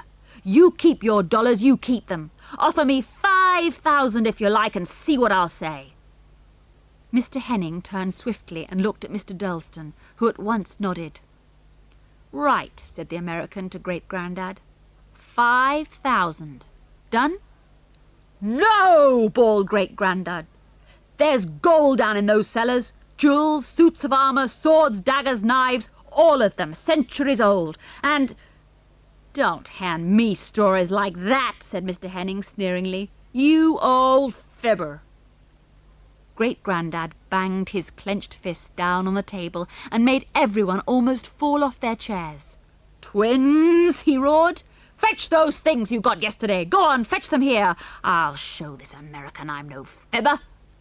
And then, before the astounded eyes of Mr. Henning and Mr. Dullston, and of Junior too, the twins laid the gold coins, the jewellery, and the swords and knives on the table. Mr. Dullston stared as if he couldn't believe his eyes. Well, what do you say to that? Demanded Great-Grandad, banging on the table again. Mr. Dullston sat back and said one word. Junk.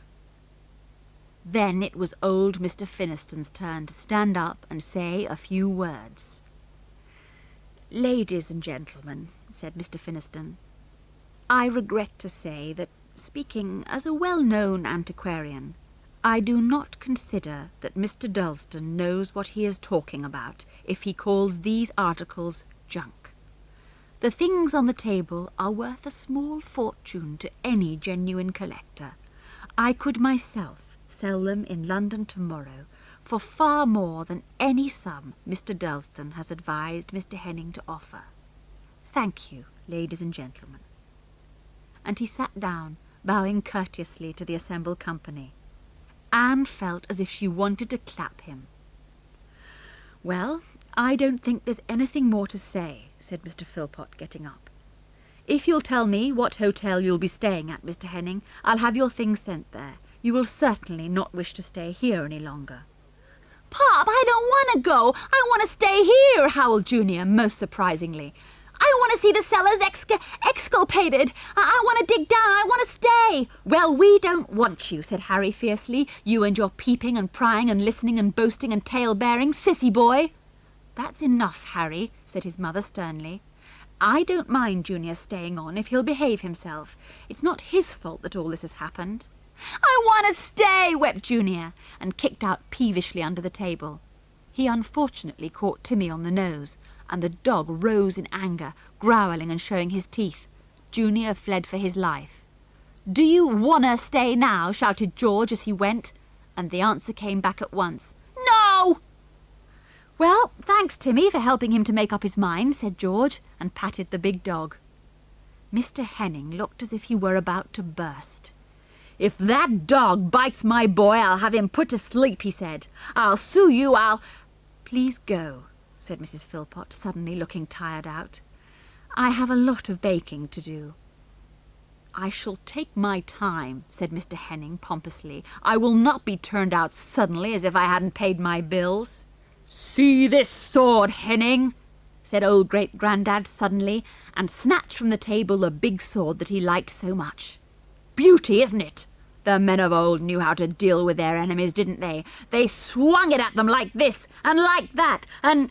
Here, stop! You're dangerous! That sword nearly cut me, cried Mr. Henning in a sudden panic. Will you put it down? No, it's mine. I'm not selling this, said Great-Grandad, swinging the sword again. It hit the light bulb above his head, and the glass fell with a clatter. Mr. Dullston deserted Mr. Henning and fled out of the kitchen at top speed, colliding violently with Bill, who was just coming in. Look out! He's mad! The old man's mad! Shouted Mr. Dullston. Henning, come along before he cuts off your head! Mr. Henning fled too. Great-Grandad pursued him to the door, breathing blood and thunder, and the two dogs barked in delight. Everyone began to laugh helplessly. Grandad, what's got into you? Said Mr. Philpot, as the old fellow swung the sword again, his eyes bright, a broad grin on his wrinkled old face. Nothing. I just thought that only this sword would get rid of those fellows. Do you know what I call them? Junk. Ha! I wish I'd thought of that when they were here. Junk. William Finniston, did you hear that? Now, you put down that sword before you damage it, said Mr. Finniston, who knew how to manage Great-Grandad. And you and I will go down to the old inn and talk over what we're going to do about all this treasure trove. Mrs. Philpot heaved a sigh of relief when the two old fellows went off down the lane, leaving the sword safely behind. She sat down and, to the children's horror, began to cry. Now, don't take any notice of me, she said, when the twins ran to her in dismay. I'm crying for joy to have got rid of them, and to know that I've not got to pinch and scrape any more, or to take in visitors. To think that your dad can buy the farm machinery he wants, and, oh dear, what a baby I am acting like this. I say, Mrs. Philpot, would you like us to leave too? Asked Anne. Oh, no, my dear, no. You're not really visitors. You're friends, said Mrs. Philpot, smiling through her tears. And what's more, I shan't charge your mother a single penny for having you here. See what good fortune you've brought us. All right, we'll stay. We'd love to, said Anne. We wouldn't miss seeing what else is down in those cellars for anything, would we, George? Gosh, no, said George. We want to be in on everything. This is just about the most exciting adventure we've ever had. We always say that, said Anne. But the nice part about this one is, it isn't finished yet. We'll be able to go and watch the workmen and their drills. We'll be able to help in moving all the exciting old things out of their hiding places. We'll hear what prices you get for them, and see the new tractor. Honestly, I really do believe the second part of this adventure will be better than the first. Don't you think so, Timmy? Woof, said Timmy, and wagged his tail so hard that he knocked Snippet right over. Well, goodbye, Five. Enjoy the rest of your adventures, and have a good time. And do make sure that Grandad is careful with that great old sword.